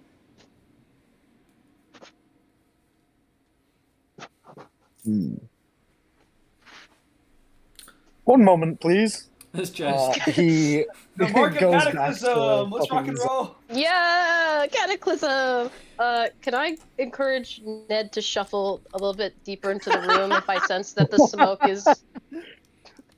It is continuing to raise. However, I'm going Yeah. to do one last thing. Come on, buddy. Ned, does a 23 hit? Oh, Yes. Are you immune to poison by chance? That's a 2 points of piercing damage. I am not. Okay. I want to make sure. Couple more levels, but not right now. Give me a fortitude save, please. oh, motherfucker! I just healed you.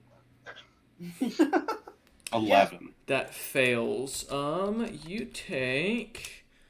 It's any 10. more than one. You take 10 points of constitution damage, meaning your constitution good. drops by 10 points temporarily. Oh.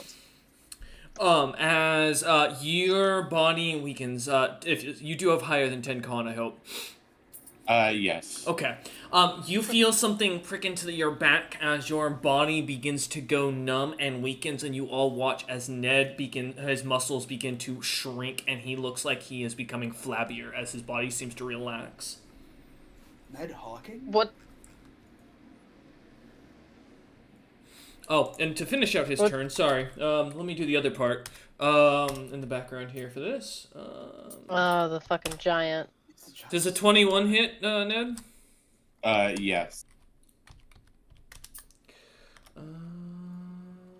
Give me a second. 2d8. What's that? You take 13 points as an arrow then strikes into your back. I am dead. You all watch as Ned seems to weaken and seem to like his skin begins to droop, his muscles seem to shrink, and his belly grows, and then suddenly an arrow pierces right through his chest and pops out through his or through the front of his chest. As you all look, Ned just goes blank-eyed and just droops immediately. As in the distance you hear, "Oh, y'all thought you fucking gassed me, didn't you?" I don't care!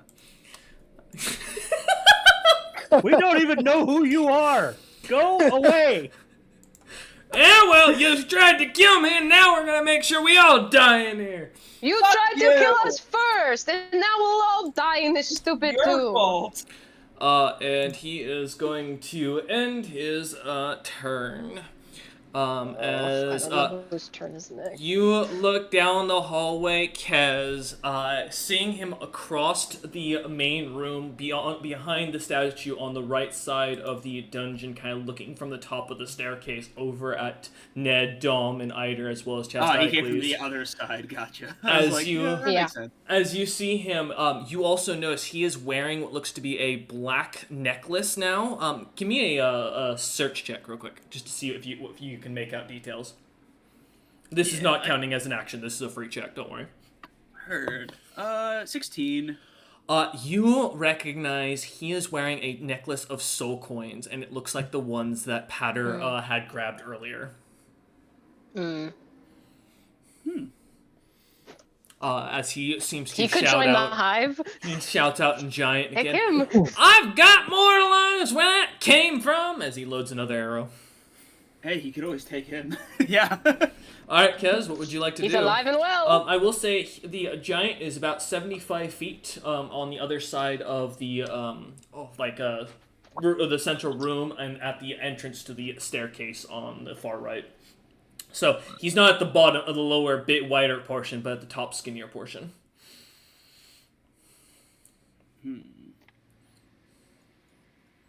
What would you like to do? Let me see.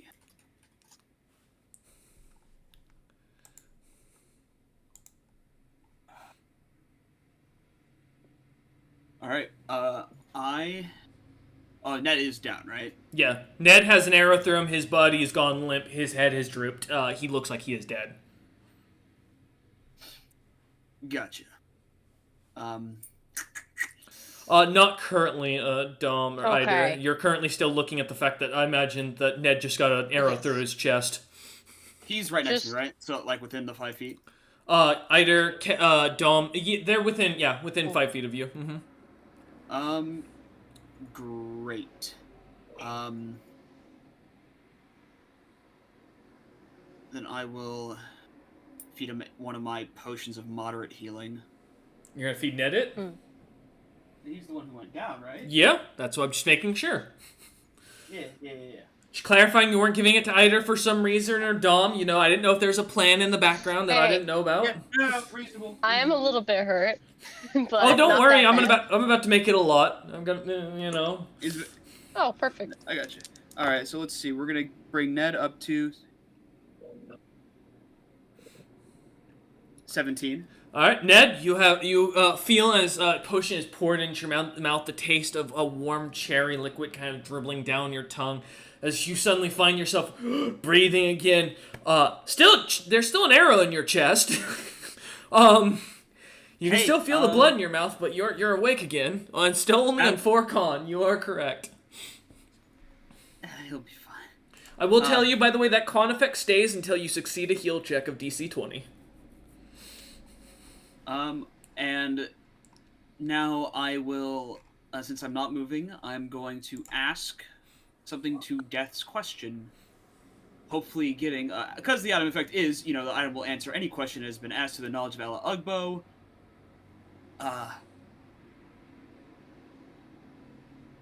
The question I will ask is, how can I get all of me and my compatriots out of this situation unharmed? As you say this, the room and time stops around you almost immediately. The fog stops moving. The smoke at the top of the staircase kind of freezes. Eider and Dom, their looks of worry at Ned. Ned looking down, I imagine, at the arrowhead sticking out of his chest, a little bit in surprise and curiosity.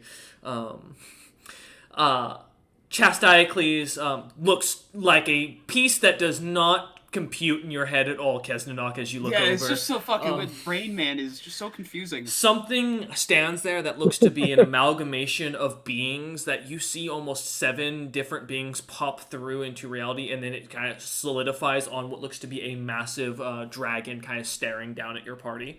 But as this scene kind of stands, looking around as you finish your question, you see as the mother kind of appears, kind of stepping out from around the large dragon that looks like it's staring down at Ned, Eider, and Dom. As Ella kind of steps out, the old crone-like shape of her looking up at you and smiling as she transforms into this kind of very kind grandmotherly appearance, a beautiful glowing black dress that seems to fit onto her as she looks almost elegant like a queen standing before you, her long white hair kind of flowing out into the wind as she smiles and goes, "Are you willing to pay the price?" Wouldn't anybody? If you are willing to accept the price in exchange, I will save you and your friends, but that is the only answer I can give you.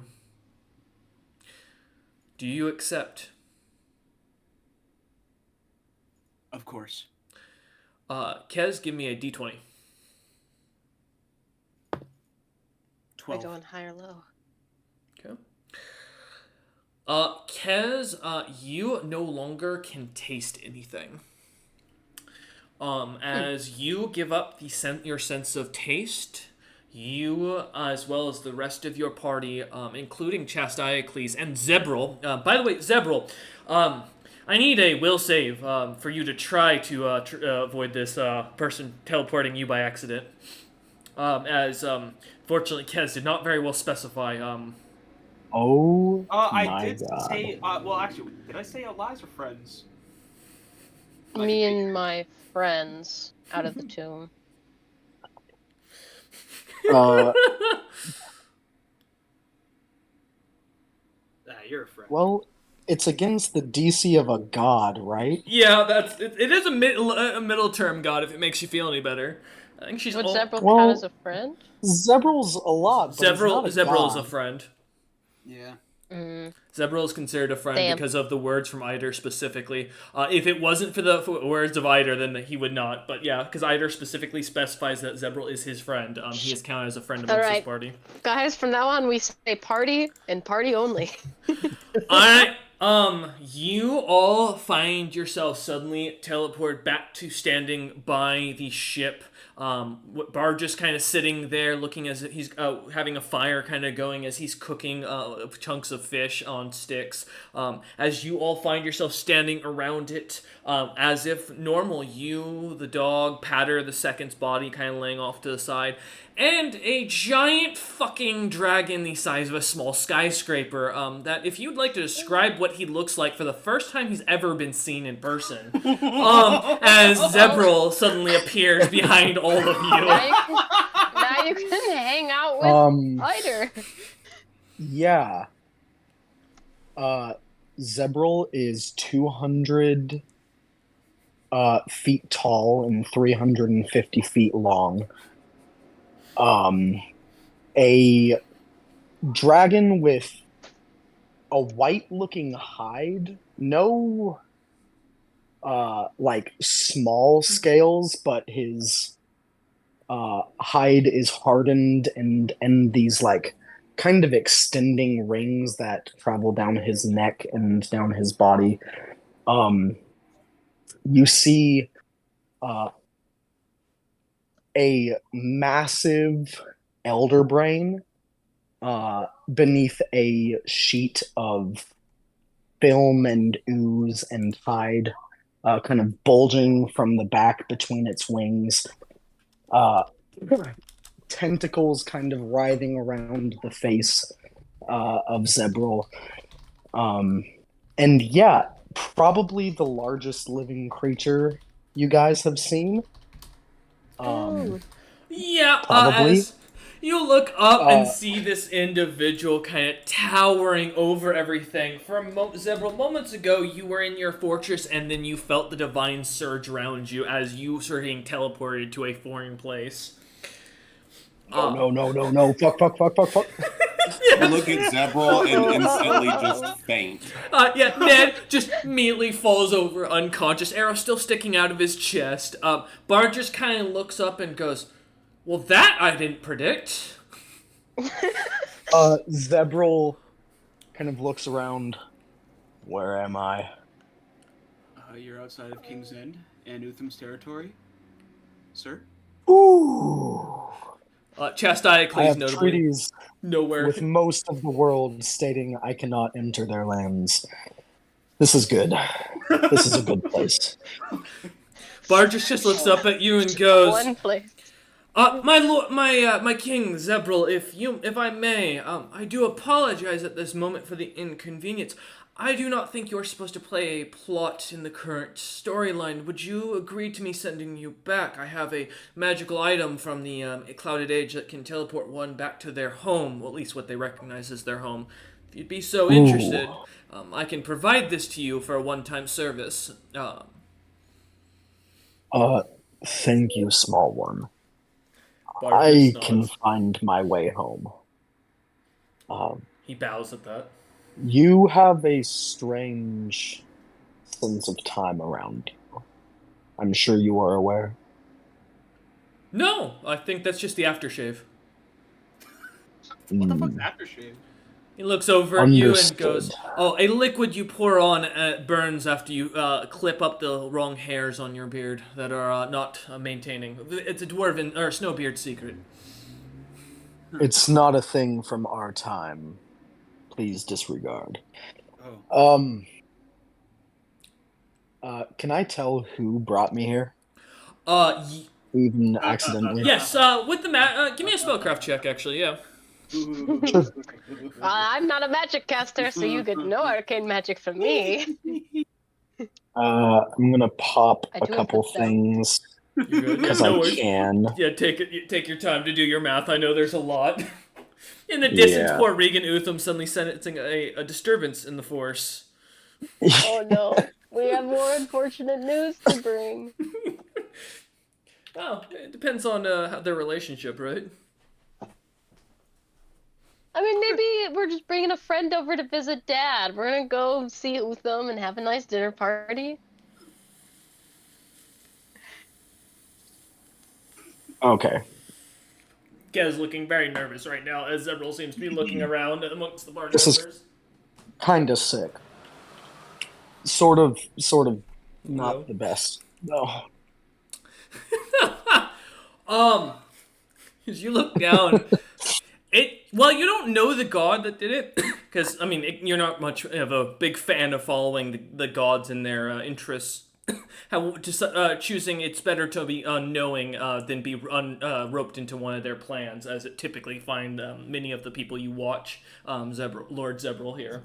But as you look over, you sense the same magic come from the one that's teleported you from the tiny. And to you, quite ugly looking small giant that looks up. For a giant, he is everything that is opposite of what a giant should be.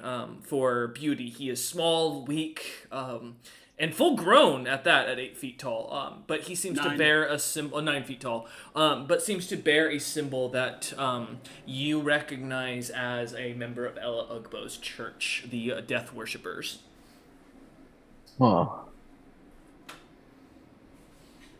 My fucking like house-sized head gets down really, really low, about 10 feet in front of him. As you lean I down, go. Zebril, you see Ned for a moment wakes back up, saying something about, "Man, I had the worst dream about Zebril being here," and then immediately passes back out as he looks up and sees Zebril. Oh God! Right back. Good heavens! One of the huge tentacles coming out of Zebril's mouth kind of flows around the air around Kez, but doesn't touch him. You wield a great deal of power. Be more careful with it. Eider, and I kind of change my focus over. It's kind of like Eider, a stupefied like wave. This dragon its head is almost the size of the ship that behind you, Eider, for size comparison. This thing is massive. I'm just Inform experiencing a large my- version of whiplash. Yeah. inform my servant when your task is complete here. You owe me a favor. And he kind of stands up tall again, and then Wish teleports himself away. As you see a few glowing bottles of what look to be a drink for a moment seem to flash near Zebril, he vanishes in a glowing light as if a spell has been cast around him, leaving nothing but what looks to be a little bit of a yellow goo at the bottom of where he was standing a moment ago. As you sense a strong arcane energy from it, Bargis just kind of eyes it up, looks at you lot, and just shakes his head as if the unknowing question of if you should go near it is going answered. As he sits back down, picks up a fish, and goes, "So you summoned a giant, or the leader of a world, or of a country, and teleported out of a tomb. I'm curious, how'd you accomplish such a feat?" By giving up one of my senses. Kind of opens his book, licks his finger, turns to a page, pulls out a little feather, and checks a box, and then closes his book and goes, "Great.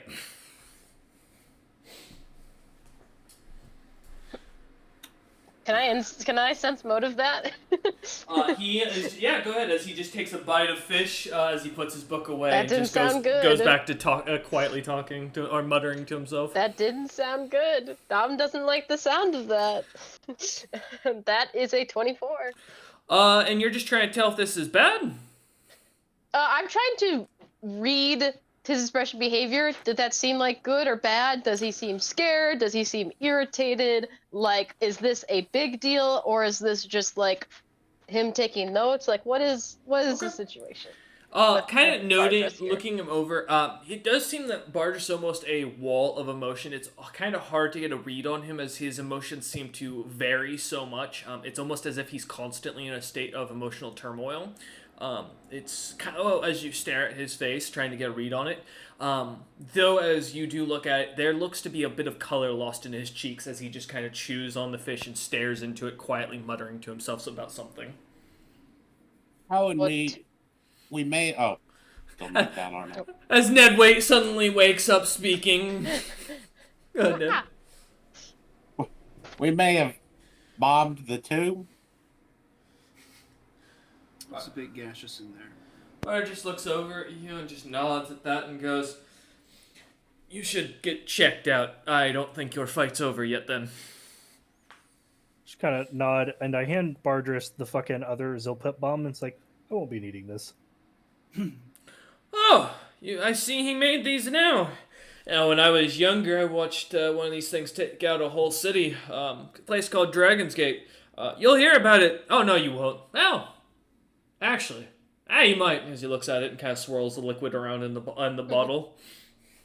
Cool, it's yours now. I don't want any more of these. Oh, well, I guess I won't explain the upgrades I've made to the ship while you were inside. Oh, we still have the giant to deal with. Oh, Well, I mean, he said it was sealed, and that because of the gas, nobody's getting back out. So here's as hoping. Kez says that, you looking up, you see as the tomb doors explode open, as if like cracking out with great force, magic energy, almost matching exactly what you see Eider shoot out of his hand, exploding forward to shoot the doors open off their hinges as they land a few feet forward down the mountain. The giant coming out the top, coughing, what looks to be a gas mask on, matching exactly to the one Dom's wearing, as he pulls it off and goes, "Now, I tried to explain to you all that you weren't gonna get away from me that easily." As we are feel back like at the it's top lies. of the initiative. Just lies Oh. back and forth. And No, he you- is going does to he have chuck that? his rock Zilpip the fuck? down at Eider once again. Man, this is fucking Did I bullshit. not get him? That is a. Oh my. Are you fucking kidding me? Again? It balances And itself that out. one. So, the 29's an auto hit, but I do not crit. Alright. Okay. Dude, that's hilarious. As a rock, the rock this of session. returning goes flying towards Eider for 21 points as it slams into you, Eider, landing straight on you. As the runes on it begin to glow and he pulls it back, pulling it back as it does, you kind of stand up once more from the rock slamming into you, and you hear him shout down from the top, go, "You know, boy, you really gotta get better at this whole catch game." Oh, Well, since he's is activating magic on it, can I try and fucking pull it out of this fucking rock so he can't keep doing this shit? yeah, give me let's do a reflex check between the two of you to see who goes if you can get off first. Yeah, I'm done with it. Yeah, that'd be pretty fucking cool. Shenanigans. That's an 8. All right, yeah. As Oh, you shit. as the rock rune begins to glow, you begin to try and suck. Is there anything a roll for taking magic out of items specific for it? I can't remember. No, I was gonna try and pull the magic out of it to Yeah. Give me a spellcraft check. Let's see what you can do. hopefully I'm a little bit more adept at it from the last time, because this seems like it shouldn't be nearly as complicated. Well, that's a 35. As you kind of begin to pull the magic, you absorb a first level spell into you as the rock begins to kind of shrink, or starts to shrink. Shrinks fully down to the size of a baseball, and as it normally would return, the rune of returning does not activate, and it just stays in your hand. And Janet kind of looks down and goes, "Hey, that's mine!" Mine now, fucker. And He did know how to is, play catch. using his quick draw feat, going to take a shot with his bow. Down again at Eider. Don't worry. That is an 18 to hit, Eider. Nope. As the arrow kind of bounces off your armor, as the giant kind of stands at the top and goes, "You know, you're bad at catching rocks, but you can take an arrow to the shoulder. I'll never understand snowbeards. as he ends his turn. Going to the next in line, Patter the second. Your corpse is up. And as you step forward, you see the people who just stole your dog. Man, that's fucked. Am I a revenant? Yes, you are. Well, the person that killed me is sadly on your guys' side. As you look down, seeing Eider. One could argue the giant was the cause. No. About 30 feet down the staircase, you see Eider and the party kind of standing in a circle around a fire pit that's been set up and a large ship to the side of it. No, I wasn't expecting to be a revenant today. Well, the undead. Time to go to work. That's true. Ned, who's still barely hanging on, by the way, you know? How close am I to Eider? From Eider, 30 feet. And you are about technically at a 15-foot elevation. Above him, yeah. Eider's a 29 hit you. Yes. Okay. I do have luckily- improved uncanny dodge, so unless you're a level 8 rogue or level 9 rogue. Shockingly, I'm the same level as you guys. Okay, so no sneak attack. That's helpful. No, but this is it's more I'm just gonna nickel and dime you to be annoying.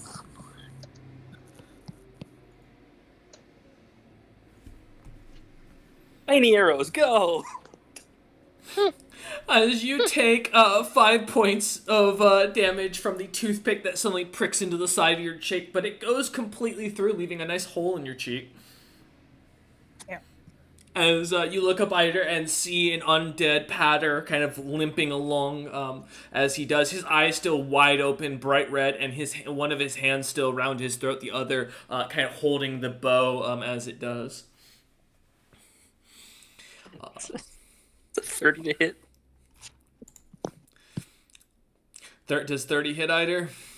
Yep. Okay. Again! Another toothpick kind of slams into your cheek right next to the other one. Now you have a little vampire bite kind of popping through your hole in your mouth. As this toothpick comes flying down, slamming into you once more. Alright, ending Patter the Second's turn. Kez, you are up as you look up, seeing Patter the Second shooting arrows down at Eider. The giant himself having just thrown a rock at Eider. What would you like to do?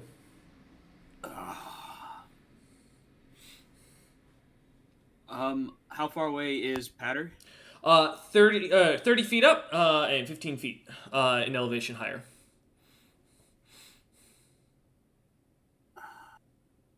Alright. So I can get to Patter. Correct. The giant is right next to Patter, too, as well. That's fine. Alright. Remember me. Kez shouts in his head, "Witness me," I imagine. I'm ready! How about you? Alright, I will go up to... Since I have a 40 movement speed, I will go up to Patter and strike him down with my hammer, as he is a revenant and he is undead, and I will make that not happen. Alright, as you step up, I'm just checking something. Are you still just holding on to his dog? His dog's on my shoulder. Yeah. As you kind of step up to the Patter the Second, looking up at you as the creature seems to still have that look of as if it's strangled to death, kind of locked on its face. But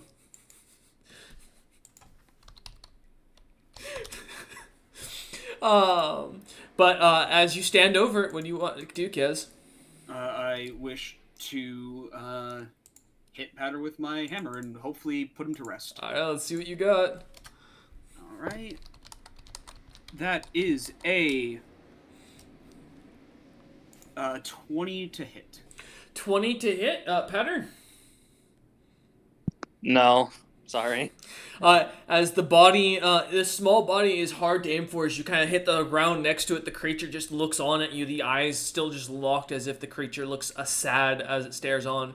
The little Lord Floof barking at the poor Patter the Second. All right. As that's your movement and your action, Kez, the dog is going to jump off your shoulder, Lord Floof, and is going to try to nuzzle up to Patter the Second, giving Patter an opportunity attack. Go ahead and roll. Wait, on the dog or on? Oh, no. It is on the dog as it is. No! Yeah. No! Oh, this is horrifying. All right. I don't know if I can miss a riding dog. They're not exactly known for AC. No, you can't. I don't think so either. Yeah, it's a riding dog. Yeah, that does it. You are correct. With an AC of 16, yes. Yep.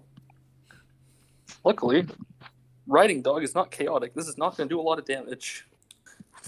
No, but it does need to make a poison, I assume, save, unless this is a different weapon you're I using. I don't have any poison left. Oh, that's right, fair. Alright. Used it on me later.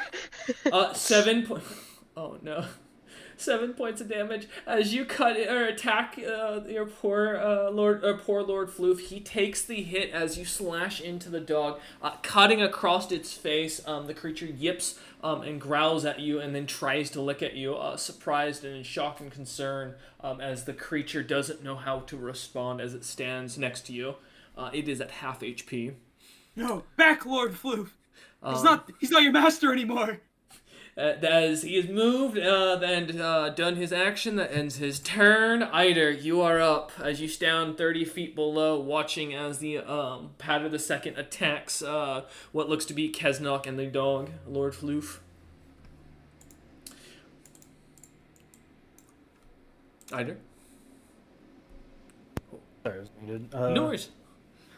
How far away is the giant at this point? About 30 feet up, as he stands next to Patter the Second. Gotcha. Well, might as well charge because they're both fucking peppering me with ranged attacks.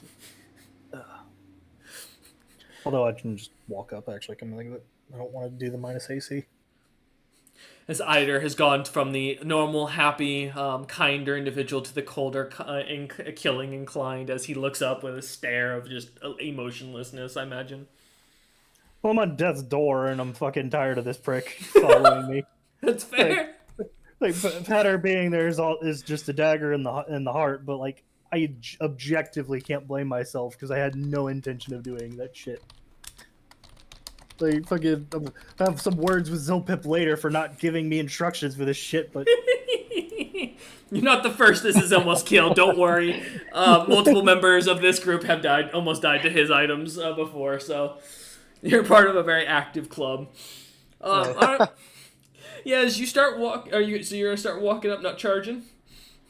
Yeah, I just walk up, normally I should have enough movement speed. As you head up just that single attack. You head up the 30 feet, kind of standing beside Kez, and the dog kind of in between the two, really in between the two of you, right up on Patter, kind of trying to lick at Patter's face as he continues to slash at the creature. The giant looks at you and smiles as you step up to him. Yeah, I'd like to try and put the giant between me and Patter. Yeah, as you kind of step another extra 5 feet or another 10 feet over, kind of to get to his side, so it's Patter's on the opposite side of the giant. Yeah, you managed to get the giant between the two of you. Sweet. Well, time to slash. Oh no, let's see what you got. 9 does not. Yep. As you go to swing, he kind of nimbly dodges his foot back and looks down at you and goes, "Oh, little midget, you must do better than that." Alright, as that ends your turn, Eider, as you look up in annoyance, I imagine. Chastiacles, still standing inside the dungeon currently, as you are. All of your friends having teleported out. You stand there, the gas still flowing up. You heard the sounds of a big sound of an explosion towards the entrance. As you kind of take a second looking around, no one's here. It doesn't take two and two to guess that they probably are trying to break you out as you think about it. Obviously, Eider's trying to break into the dungeon to get you out of here. Ah, so thoughtful. But you're still back in that left central room. Word. Chastiocles disappears from that place, and Chastophilus appears Back where Zebro was last. back where Zebril was. Yeah. Got to. And suddenly in front of you all, well, do you want to explain what Chastophilus looks like? Yeah, Chastophilus is a large looming figure in a dark black cloak that kind of pools at the ground in this sort of shadow. Under the cowl of the hood, there's a minor shadow enchantment to obscure the face of whatever is beneath it. And you see there are like lumps and masses that are kind of squirming and writhing underneath the cloak. As you see this creature appear, kind of standing, Barges just kind of looks up from his fish and goes, "Oh, it should rain in about 10 minutes, and everyone." And he looks back down, chewing on his fish. I am Chastophilus, fourth in Zebril's favor. You hear the giant from up above, kind of standing in front of Eider, looking down at you from your appearance, go, "It doesn't matter how many people that big sack of brains brings, I'll kill you all." I understand. And Chastophilus, in his cloak, kind of hunches down in a ready position because it took his full turn to get here. Yep. All right. As you end your turn, Ned, as you're kind of sitting there, conscious, looking up at all this, as you do what? Oh, actually, no. Are you unconscious again? No, I'm up. You. No, you're up. Okay, good. Making sure. Okay. Yeah, he was, the gag was that he fainted. Yes, my apologies. Making sure as I was going through here. He's got health.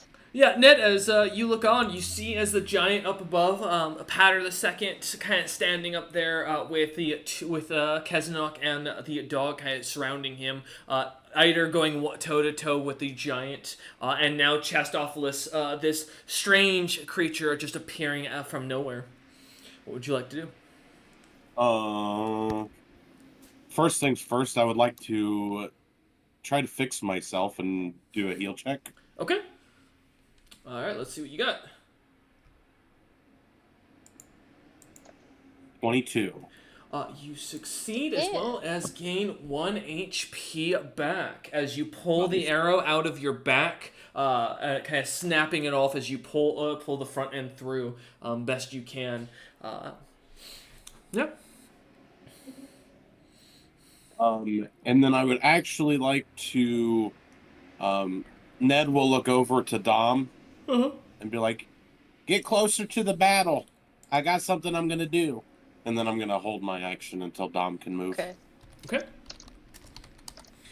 Alright, as you end your turn holding your second action, Dom, you're up.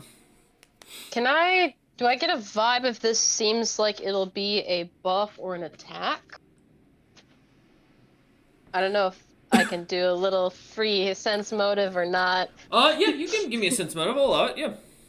Okay, I'm just trying to read my partner, my friend's body language essentially. Is this his I'm gonna do a damage pose, or is this his I'm a buff a friend pose? Yeah. That might determine my course of action a bit. That is a 15 sense motive. Yeah, as you try to get a sense on this guy, and exactly what are you trying to catch? To make clear. Just if Ned's prepping a buffing support spell, or if he's buffing an attack spell. Ned. Yes, a little bit of both. Okay. It's basically going to give you guys an attack Oh, okay. That is very good. I think Dom, how far away is the giant from where Dom's at? Not since 30, we're outside the map 30 now. feet up the stairs and about 15 feet in elevation higher than you. So, for reference. Okay. So cool. So I can get there. In fact, I don't even need to move my full distance because of my 10-foot reach. So Dom will move forward, and I will say at this point, Dom is looking worse than Ned is health-wise. Like, he is bloodied and staggering, but is still moving, swift and sure. And I look at Eider as I approach. Mm-hmm. Eider, if I go down, I have something on my person, and I will swing flurry of blows on the giant with my attack, and I am using my claws, which are still poisoned. Just to So if this clarify hits- first, just to make sure, Ned, your held action, was it going to be a buff? Was it buff before Dom attacked, or are you waiting until after Dom's turn? After Dom. Okay. I needed them all in a 20-foot Oh, yeah. radius. Gotcha. No worries. All right, go ahead, Dom. Yep. If I could get my dice guardian has captured it once again. Thank you, please. Need this. I need this win. Oh no. This is a first attack. 26. 26 hits. And then I'll do my second, just, for sake of flurry of blows. Okay. 25. 25 also hits. Go ahead and roll your damage. So this won't be a lot of damage, but I'm gonna get the poison off on the first one, and that's what matters, guys. If he's not immune, we'll see. He might be. So total magical damage from the claws will just be 4. Okay. And then the damage will be, let me double check. I need a fortitude save from him. First, before it actually does anything. Gotcha. 34. DC. Fuck. Okay, he succeeds. Never mind. It was gonna be cool, guys, but guess what? DC was a 24. As you punch into him with your claws, kind of catching him in the arm, seeing the poison get into him, you look at him with a smile on your face as he looks on at you, and then the poison seems to leak out. Yeah, go ahead. Yes, I was gonna say I'll do the. Actually, let me double check the wording on it quick.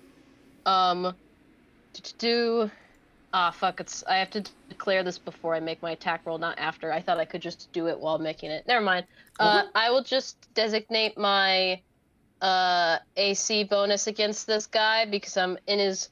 If I can angle myself, by the way, I don't know if it's possible with Patter. I would like to give Eider flank, but I am remaining 10 feet away, so I don't know the logistics on that. You can still flank as long as you're within threat range of your own of the creature's attack and such. So like if you can hit him, you are within threat range as far as how that flanking goes. Then yeah.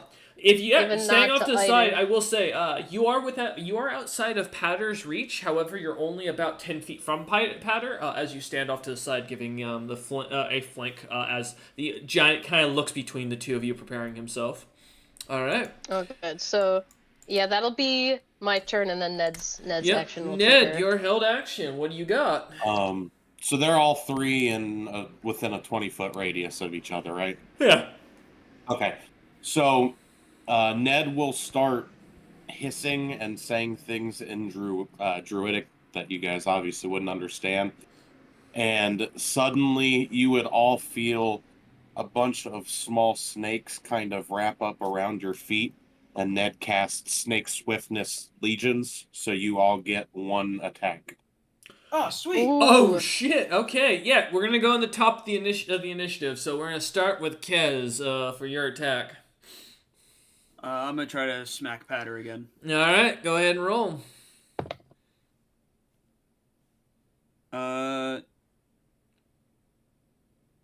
23, does that hit? Patter. 23 hits. All right. Do you mind giving me a will save?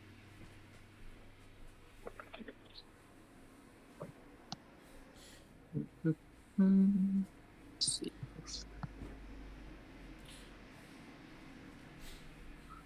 21. You succeed. Disruption does not take you out. As Kez swings at you, trying to take you down as quickly as possible. Go ahead. All that- right. Now it's just regular. No, I'm going Roll to my damage. actual damage. Yep. Yeah. See how much damage you manage. Yeah, it shouldn't be too crazy. Now remember, Powder's got your guys' kind of health. Yeah, I know. So we have 8 bludgeoning and 2 lightning. Okay. All right. Perfect. I'll go ahead and mark also, that. I Yep. assume that revenants can't suffer from like poison and shit. Correct. He is considered undead. Yeah. Yeah. All right, cool. All right. Going down to the next person in line. Eider, you're free attack. Who are you hitting? Well, only in range of one person, so. True. All right. Go ahead and You take can a also swing. make a ranged attack if that changed your thoughts. Oh. I only have the Spellfire available, but it's only 1d6 worth, and he can absorb it, so. That's fair. Oh, that's a nat 20. Oh shit! Oh. shit! Roll again. That does beat AC. Roll, but you didn't get a crit, so you don't have to roll a third time. All right, yeah, that's so you can either double the dice or double the damage, unless you have a specific. Oh no, you fool! It's a triple. It's triple the dice or triple the damage. So basically, you triple what you roll, or you can triple the amount of dice you're rolling. Up to you. No, I'm sorry. I'm an idiot. It's a Dwarven War Axe. It's only it's a 19 to 20. My bad. Still. Ignore me. Yeah. Go ahead. Triple, or else I'll double the roll. Okay. 16. 16 damage. As you slam your hammer into him. Give me a second to do basic mathematics. There we go. As you slam into the side of his knee, you watch as you hear a loud crunch as he kind of falls down to it, kind of looking at you as he kind of stands back up lightly, kind of leaning on his other leg a good bit as that one looks to be slightly dislocated and purpling as you look on Eider. All right. Perfect. Oh wait, no, I was right. It is the times 3 crit multi. My fucking bad. So an extra 8, 24. 24. Got you. All right, one sec. Thought I was right, and then I was wrong, and then I was right. What the fuck? Perfect. It's the cats, man. You're They right, got then you you're wrong. sleeping too sleepy at this hour or something. I don't know. All right.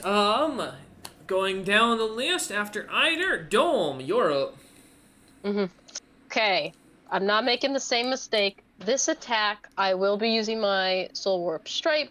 So if it hits, I'll need that Fortitude save. But Okay. we're gonna have to see if I hit first. And this is my weakening attack also, Okay. which is just determines like the damage it is if I hit. Okay.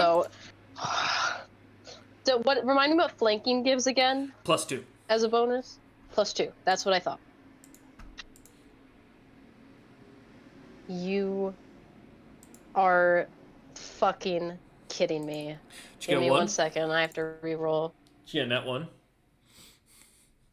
I didn't get a nat 20. Well, that answers that question. Yeah. Okay.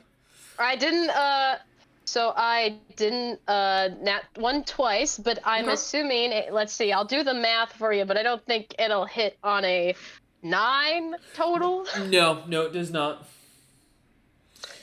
Let me double check if I...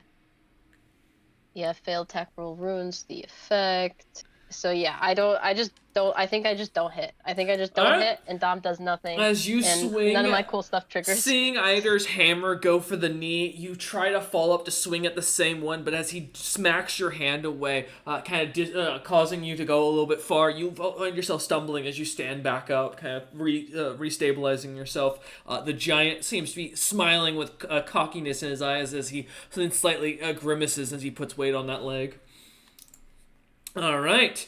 That was Ned's held action. Everyone. And everyone up there got their attack action. The dog will not attack, regardless, as it refuses to attack Powder the Second. So back to the top of the initiative. All right. The giant is going to go ahead and take a shot right at Eider at point blank. Attacks of opportunity, everybody. No, he actually has a point blank shot feat. Point blank master. Point blank shot doesn't do anything. Let me double check. I'm pretty sure that's the one that lets you. No, you are right. Let me double check to make sure. Is it one of the other ones? I'm making sure because I thought these creatures did. Actually, I take that back. Point blank master isn't even in 3.5. I think there's a similar thing that does it, but it's like a full like level 8 or level 9 fighter feat. Oh yeah, I'm just double checking my feats here real quick, just to make sure. Because if it's let me see. Yes, here it is. No, he has. It's called Precise Shot. You can shoot or throw a ranged attack or at an opponent engaged in melee without suffering the standard penalty. So that's the -4 penalty. It doesn't let you do it without the attack of opportunity. Double check. Hey, Pocket DM, go. You want to double check something for me? Go look that up.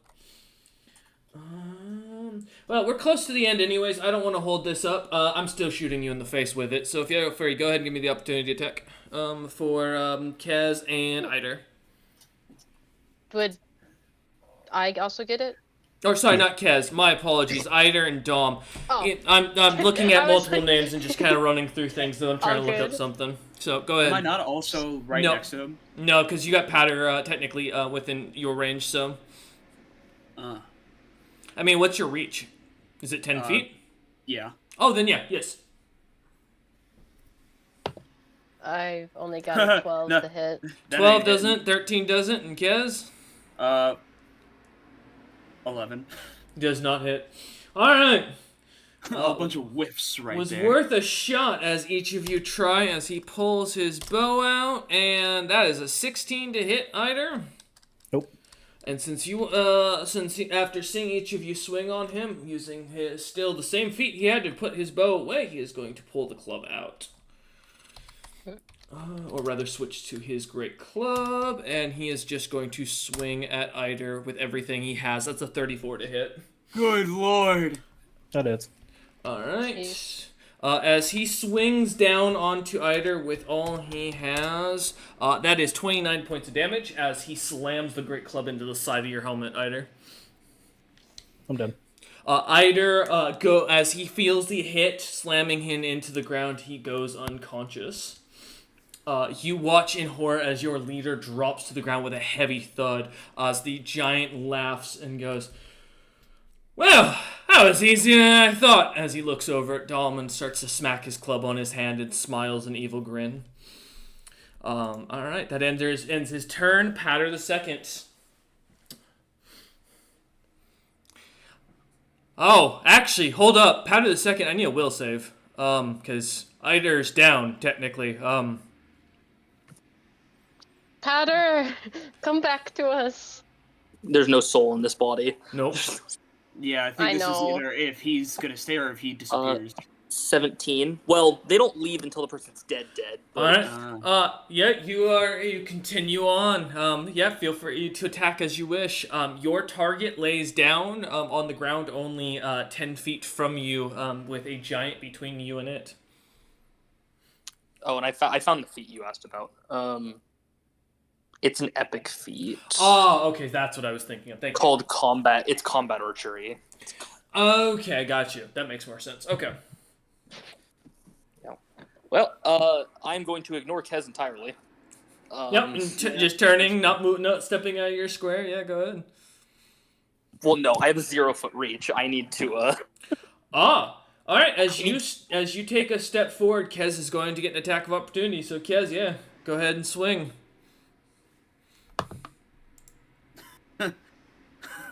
I mean, I rolled a base roll of 3, so that's not going to be hitting. Yeah, no. Is he moving out of my reach or into my reach? Or? He's moving into your reach from where he's Gotcha. stepping into. So yeah, he'll be stepping into your threat zone because technically he'll be standing in between the legs of this giant. All right. As you walk over to the corpse, go ahead and roll to see if you can hit him. We're gonna find out the AC of an almost dead man today. I mean, he still has his armor, so that's the one thing. Eider's still a fucking turtle. Turtles do great on the ground, typically. Yeah. Understandable. 29 to hit. So it's your AC minus. Yeah, okay. Yep. I figured as much, but you know. Go ahead and well, you don't have to roll damage, as that's a 1 failure for Eider's death save. You did have to move Patter, so so that would take up your movement and your action. So that ends your turn. As you see Patter just taking out one of his small blades, stabbing into the into Eider as he does, surprisingly hitting through between the scale or the metal plates of Eider's armor as the body seems to twitch lightly. All right, Kez, you're up. I can no longer. Am I still able to reach Patter or no? Yeah, he's just moved up 5 feet, about 5 feet forward, or sorry, 10 feet forward. 10 feet. I'm in Eider Square. Yeah. What do I fucking do? This fucking giant is. I don't even know what he's at health-wise. As you look him up and down, his right knee is cracked and collapsing. He doesn't seem to be able to put any weight on it, and he is bleeding from multiple wounds across his body, as well as he still seems to be coughing every once in a while, even with that gas mask on. You're pretty sure this guy's on as much of death's door as the rest of your party is. Okay. Patter the second, however, I will mention, looks like he is ready to keep going for fucking rounds, which should scare you a little bit more. I mean, I assume he got brought back up to full when he became as a revenant, so.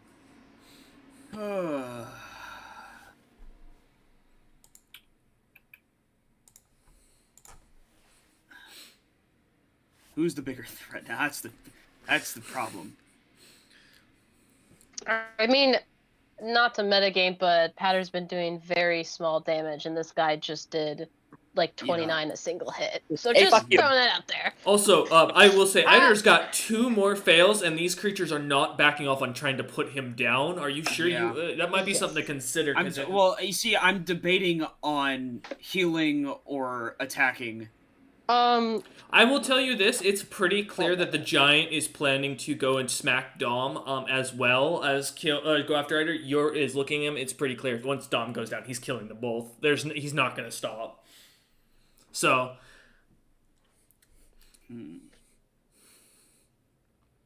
also with Patter continuously focusing only on Eider, it's pretty clear that this fight is very focused towards him.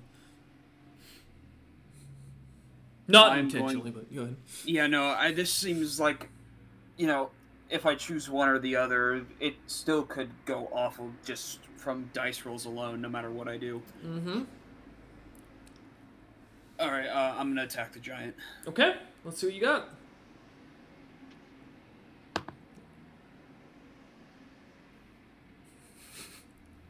Does a 21 hit? 21 hits. Just barely. Okay, unfortunately he's not undead, so. Nope, he is not undead. Alright. He does count as evil aligned, if that matters at all. No, not right now. Okay. That is 10 bludgeoning. 10 bludgeoning, okay. My beautiful masterwork weapon, and then that is 3 lightning, and is he immune to poison? He is not. Alright, so then I need a fortitude save. I think I'm almost certain that he's probably going to save it, but 20. Yeah, his bonus is enough to pass the fortitude save alone. Yeah, that's fair. Yep, he's got it. As you slam your hammer into his side, feeling and hearing the cracks of the ribs on the giant, you hear him grunt with pain as he sputters a little bit of blood around his lip, but he's still standing. You haven't moved, Kez. I'm gonna do it again. Okay. All right.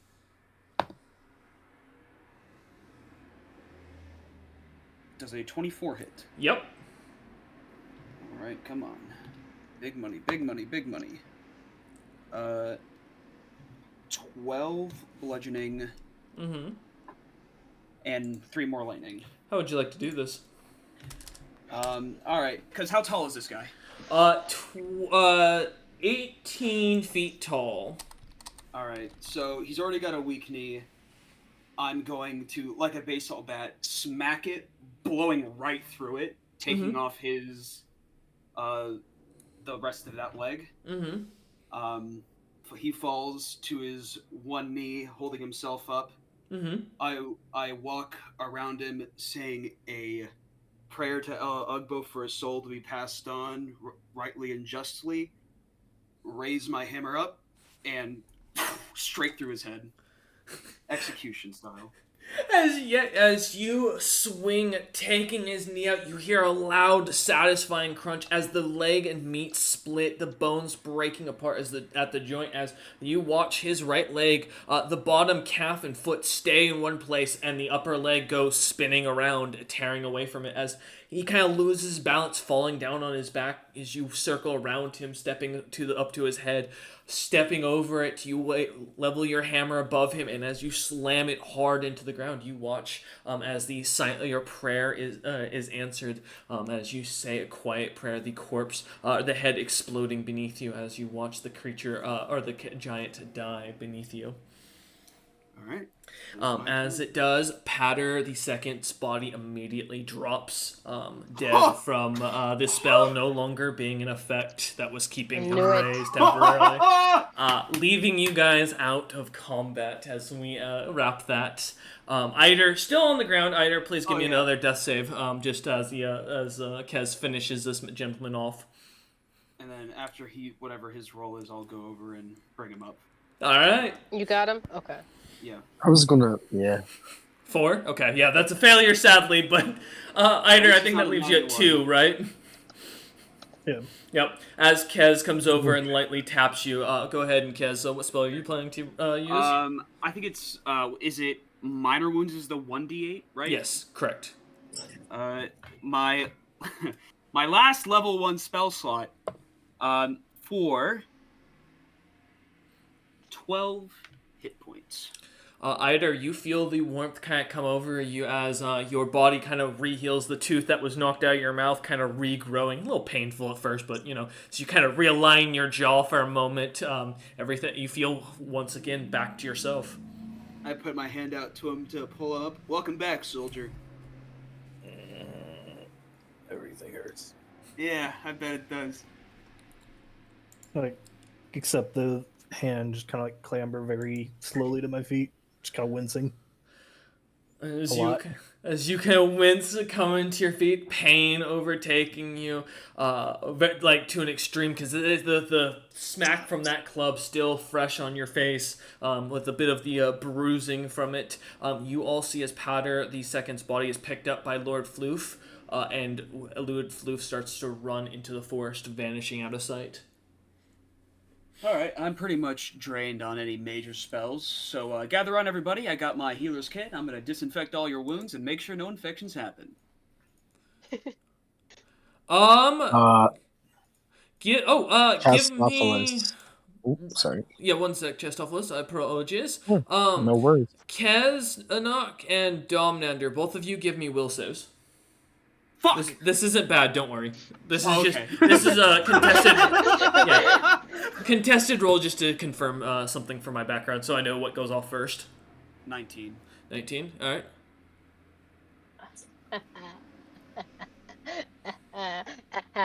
Fucking 8! I'm gonna eat this dice. Kez, I got that you feel as your quiet prayer sends the soul of this individual off to Ella Ugbo's side to pass on and be rejoin the cycle of undeath. As you see Dom kind of looking down at it for a moment, a bit of a hungry smile on their face, and then a bit of sadness suddenly at the realization. Sorry, Maya. I'm sorry. Dom is just on death's door still, hurt, tired, attempts some kind of move, and then immediately just looks so tired and fed up with life. Like, it's not a fight, there's no sadism. He just it reacted and it failed. Now he's just on He's just there. Yeah. Do you want me to make a heal check up, cleaning up everybody's wounds and stuff? Please do. Go ahead, Chestophilus. What were you gonna do?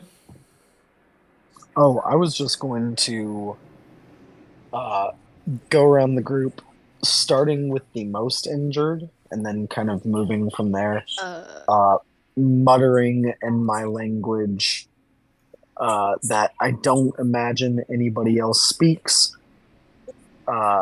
and people gain fast healing for. I mean, we're out of combat. It'll last a minute and heal 50 points. All right. Oh, damn. As I want to let it be known, no one in this entire fight did me damage. as Kez Literally. kind of ponders the fact that he had not taken a bit of damage as he begins to kind of clean the wounds around the body. Chastopheles comes around kind of quietly muttering something. It sounds almost like a prayer to many of you, though it's hard to tell. You can definitely tell it's with good intentions as he seems to lightly tap you, and then suddenly your body begins to... It tires, but you feel your wounds beginning to close and your health coming back, though the exhaustion coming from it seems to kind of emphasize the fight you just had as each of you begin to heal. Kez, nothing seems to affect you as he kind of lightly taps you. Nothing kind of happening at all as you stand there.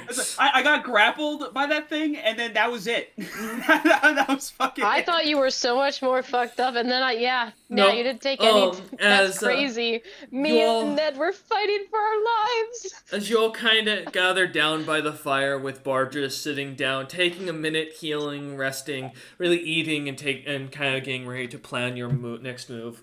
We're going to end session there with you all kind of in quiet contemplation on everything that just happened in the situation at large. A unexplored tomb that's now had its doors blown off, and now is technically any treasure within is fully yours by right. We thank you all for watching. We hope you enjoyed, and we'll see you next time. And find out if the party decides to loot the tomb in the background. See you then.